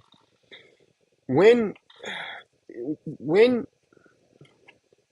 I was on campus, I was on campus in OAU Ileife. That was when I started my tech company. So my journey in entrepreneurship was, I started business as a web designer, graphics designer. Then from there, I moved into hardware and I started making smartphones. And excuse me, I started making smartphones and I had a smartphone brand. And that smartphone brand got me popular. That was how I made my first few millions. And I had set a goal for myself that I wanted to become a billionaire at 35. I'm not 35 yet, so I still have some years to go. And I'm not a billionaire yet. So, but the interesting thing is, because I set that goal, I was actively working towards it, even though it was for selfish reasons at the time. Now, by the time I turned 21, I became a millionaire. But it was still for selfish reasons. And there's a reason why I'm telling this story. It was still for selfish reasons, because I just didn't want to be one of the poor people. And I wanted to be one of the rich people so that I can also show off the way I was seeing the rich people that I knew show off. That was the truth. But then I was also concerned about posterity and preservation and legacy. So that journey led me to, when I started running my business was making a lot of money. I was very young, also very stupid. And I started realizing that, wait, I was making a lot of mistakes. And one of the things that, and I'm a Christian, by the way, in case you guys don't know, I'm a Christian. And one of the things that God told me in prayer was that you needed to go and learn. And that is the challenge most young people have now. A lot of young people think that they know it all. We have arrived. A lot of people don't have mentors, you don't have guidance. That's why I'm really grateful for programs like this, and I'm always happy when we have programs like this. You don't have people you're learning from. You just think that you know it all, you're smart, you can figure it out. And then you keep making mistakes. And like they always say, experience is the best teacher, right? But trust me, the best experience that should be your best teacher shouldn't be your own experience. Learn from other people's experiences. So yes, experience is the best teacher, but other people's experiences is the best teacher. So in the middle of all of that, I was this young guy. I was always in the news at that time. You know, and then I had to leave all of that and go and submit to someone and learn. So I met I had one of my mentors then, so I went to work with him. His name is Kola. Kola, I know. Most people might know him. So I went to work with Kola. And Kola at the time was running a venture capital firm. He had like 6 companies. And when I entered that organization, I knew that I was there to learn. So I was just pouring myself into anything. I didn't care how much they were paying me. A lot of young people right now cannot volunteer in places to work, to gain experience. A lot of young people cannot submit themselves to leadership. And that becomes a huge problem. You cannot build anything sustainable and become a leader if you have not been led. Every leader that has not been led is a disaster that is waiting to happen. So in the process of that, I joined the organization as a product manager. Now, this was me. I was a CEO, remember. My company was doing well, There are months then that on a bad month and this was how many years ago? This was almost 15 years ago or thereabout, I think. So I was a CEO. You know, a lot of us like that title, CEO, CEO, CEO. Okay. So then I became a product manager, and I just invested myself into the whole thing. The way I worked, in 2 or 3 months, he called me. He's like, I need you to become my chief of staff. I'm like, how about all these people that have been working here for 7 years, 6 years, 5 years? He's like, I've seen the way you are moving. I've seen the way you're working. You're working with blood and sweat. And this is the kind of dedication that people need to see in leadership in this organization. So I was like, okay. So I accepted the chief of staff role. So I became his chief of staff. But you have to understand that I was there for I was there to learn. So plus the work that concerned me, plus one that wasn't concerned me, I'll do it. Plus one they gave me, plus one they did not give me, I'll do it. Sometimes they'll give somebody work, I'll see that person, I'll go and help the person do it. Because I was there to learn. So I was just soaking everything in. From there, at some point, he said he needed to hand over the organization to someone. So he promoted me to become the president of the holding company, handling all of the 6 companies that I owned. It was the same reason. He said, and this is another thing, he said something to me once, said, I can trust you with my business and with my life because this trust that you can learn a lot of things in school, but you can't learn trust. They don't teach trust in Harvard. So you also have to be a trustworthy person. And all of these things, I was learning it on the go. It wasn't like I knew everything. So let me just tell you people now. I was also learning it as I was going. But I was able to learn because I submitted myself to someone so that I could learn. So in the midst of all of that, I didn't realize something. That the things that I'm doing today, I'm leading a project in the United States right now worth hundreds of millions of dollars. The things that I'm doing today are a product of some of those things that I learned from him. If I had not learned those things, I wouldn't be here today. So let me just say this, that the problem is that you've refused to learn the things you were supposed to learn 2 years ago. Last year again, the opportunity came, you refused. If you don't learn it this year, Dr. Femi has been spending time teaching people every week. If you don't learn it this year, you'll meet it again next year. And the cycle will keep repeating until you learn what you need to learn. Now, learning is one thing. Acting is another thing. A lot of times people know these things. You know the information, but you don't act based on the information you know. We can all sit in this class now. I was talking to one of my friends who is a neurosurgeon, and we were just having a chat on yesterday. And you know what I realized? He's one of the most successful neurosurgeons in the US. Now, there are also people who went to medical school that are not practicing medicine. They were not disciplined enough to focus on the neurosurgeon discipline. And that's one of the highest paid disciplines in medicine in the United States. So we can all be in this class, but those who are disciplined enough to actually take the things they are learning and practice it are the ones who are going to see progress and see changes. What I'm saying to you guys in essence is, please, your life, your business, and your personal development is really your responsibility. And as you continue to put yourself in places and spaces like this where you have opportunity to learn, do not miss the opportunity to be able to apply those learning, and don't take those opportunities for granted. I think that every one of us is designed for success, regardless of what your situation is.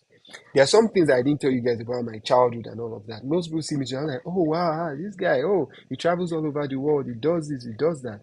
But if I tell you my story, you'll be like, you're even better. You realize that most of you are even better than me, sef. A lot of people in the room are probably smarter than myself and Dr. Femi. So it's really you. It's all dependent on you, and you have everything it takes to become everything you can be. Thank you very much.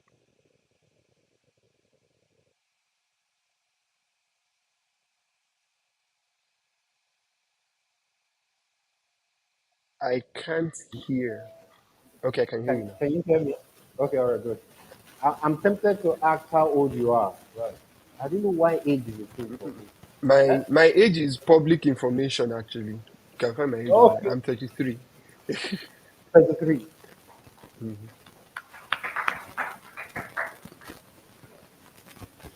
So you see, he said in passing that he just bite more than you can chew.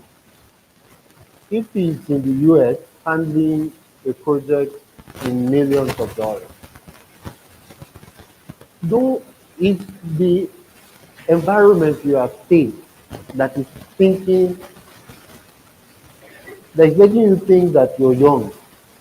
You can be young and daring now. We mustn't get to 67 to be Dangote. We can be Dangote at 40 now. I mean,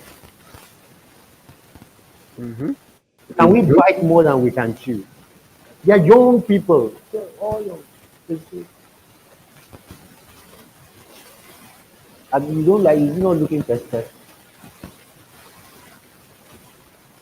So let's take maybe two questions and then we'll end today. But I'm really very happy that at least we have examples. Chiso, you can bite, you should bite more than you can. Abi? And you know, part of the things you said, so just learn. Once you learn, you will move. That's how it works. I went to Lagos, I came back from Lagos yesterday. I bought 17 books at a go. My bag was filled because I went with one anger that this level, I'm tired of it. So I went to pick every example that I think I need to learn from. The moment you graduate, you'll be a doctor. Abi, you did convocation. Have you not earned the right to be called a doctor? That's how it is in life. The moment you just graduate, like you learn, it's life that will hand over the certificate to you. It will not care whether you're young or whether you are old. Are there people who will be, there's adult education. Have you heard of adult education? You are 40, you are 50, because you've not learned the math and SSC, you still have to go over it. So let's pick two questions, either from me or from Lolade, and then we can end this meeting. Any questions? All right, so Dr. Anderson.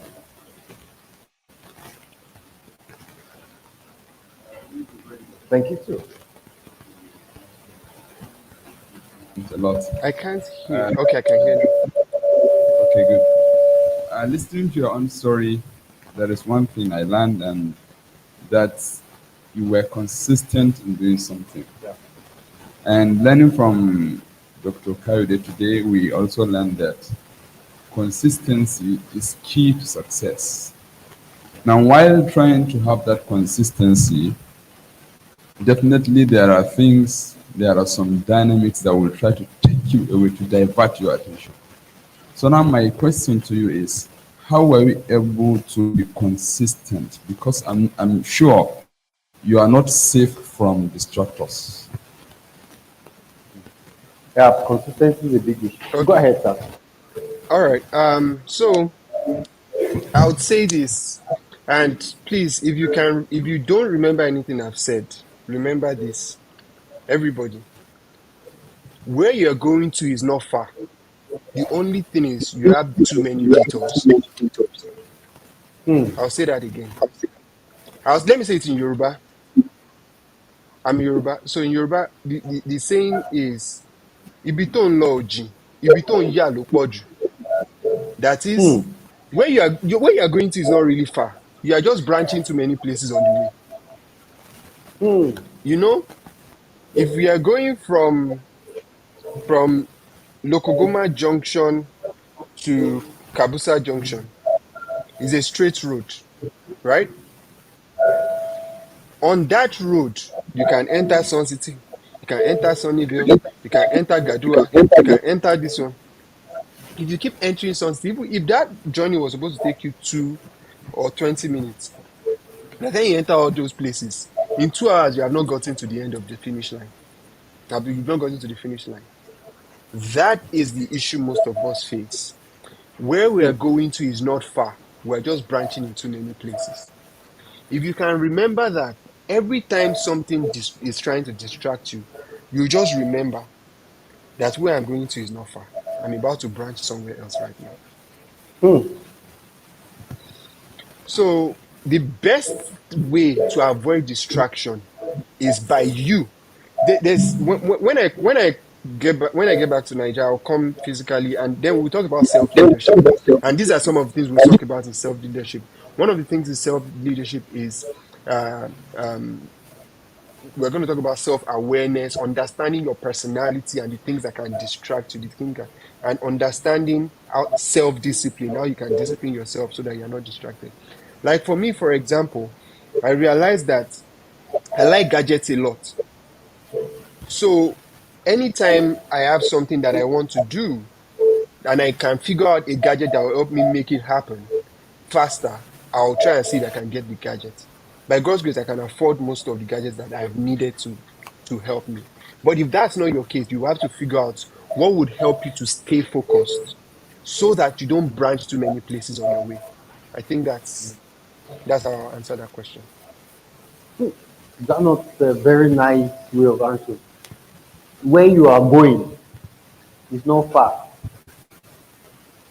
You are just branching so many places.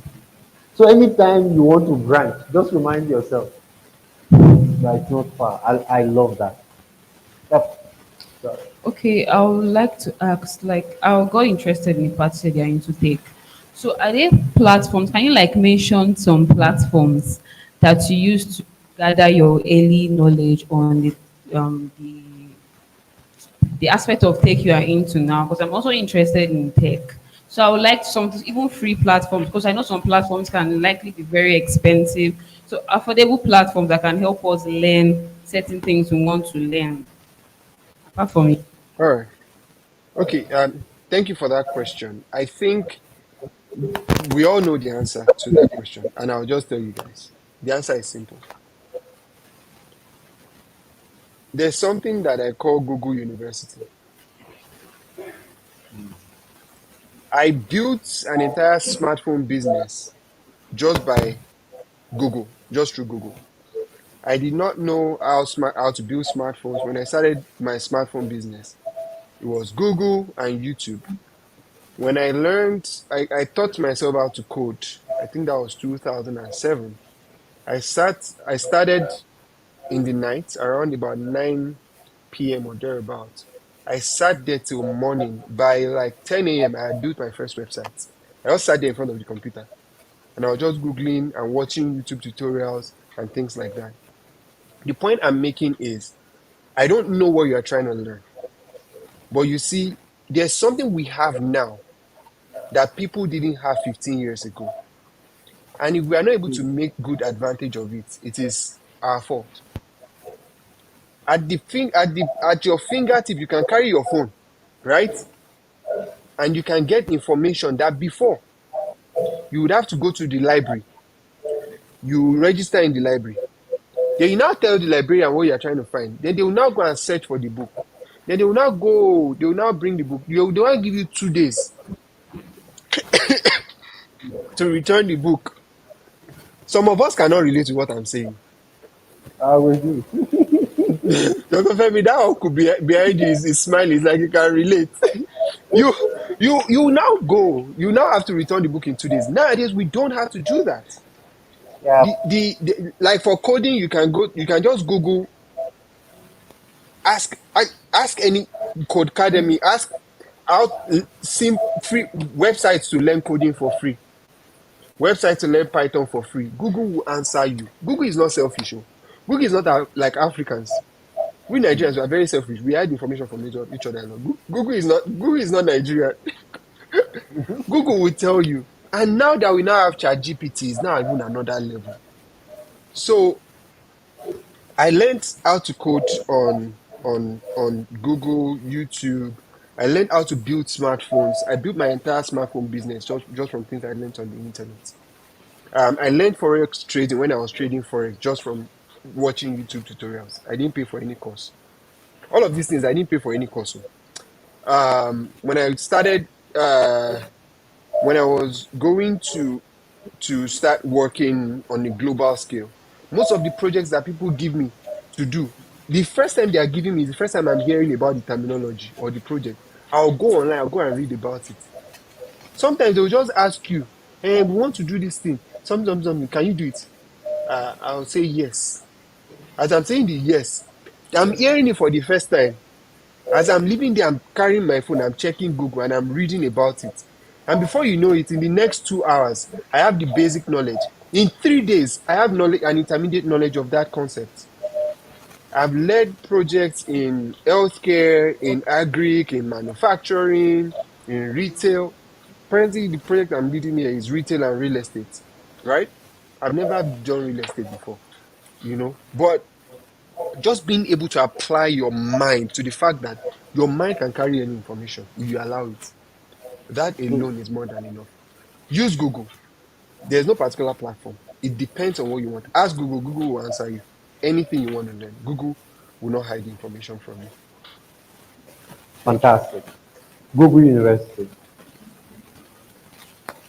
All right. And so I think it's been a full day for us. As we hear some of these things, we get a lot inspired. And I think there's a big takeaway today that where you're going, it's not far. You are doing corner too much. You're branching too many places. And that also speaks to me too. To go, when I was in Lagos, I audited also my life. And I was like, what am I doing that is not necessary that I need to stop?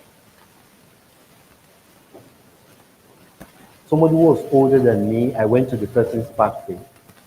And the person said, okay, so she's older, so that she admired where, at what stage that we are now. You will live with regret if you branch too many places. And the only thing I did differently is probably to stop branching. I still branch. But from today's meeting, that has stuck in my head. Where you're going is not far. So just imagine extreme focus for another 3-4 years. How far you will go. You're branching too many phones. You're branching too many people's matter. That doesn't matter. You're talking about people too much. You're listening to things that will not, if it is not part of your core, that will move you to that clear goal, don't join. Don't branch. So just to audit how you use your 24 hours. Some people are branching sleep too much. They're branching to sleep too much.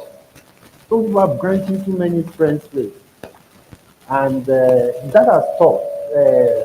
It's a Ololade. That has really stopped. And the big thing is to go back now today and go and audit.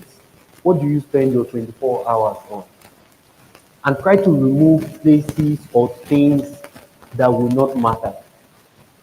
Or friends that they don't really add too much value to you. If you audit and you focus for another 4-5 years, even, pardon me, how old are you now? 27. So you add another 4-5 years, you'll be 32. Right? You can own transport KOT. I gave myself another 5 years to own. I entered transportation and I liked it, and I said I would do something like that. So in 5 years, just imagine You are owning transport fare. People will snap you and put you in their world. Won't you just like it? But don't branch places. You just choose a clear goal and focus on it. Focus is powerful. Light, once you put it on something, it tears things, right? It's already, thank you for this quote. I will go and, I think I will go and write it somewhere to remind myself that where I'm going is not far. It's corner that is too much. Mr. Ololade, I want to specifically thank you for coming on board. And I also want to also take you by your word that when you come back, you will be here physically and we'll be happy to receive you when you come. So everybody, it's been a wonderful day. Thank you. Thank you. And Thank you then very much for having me. to all our online audience. Uncle Jerry, let's greet online audience. Thank you so much for keeping up the pace. We see you next week.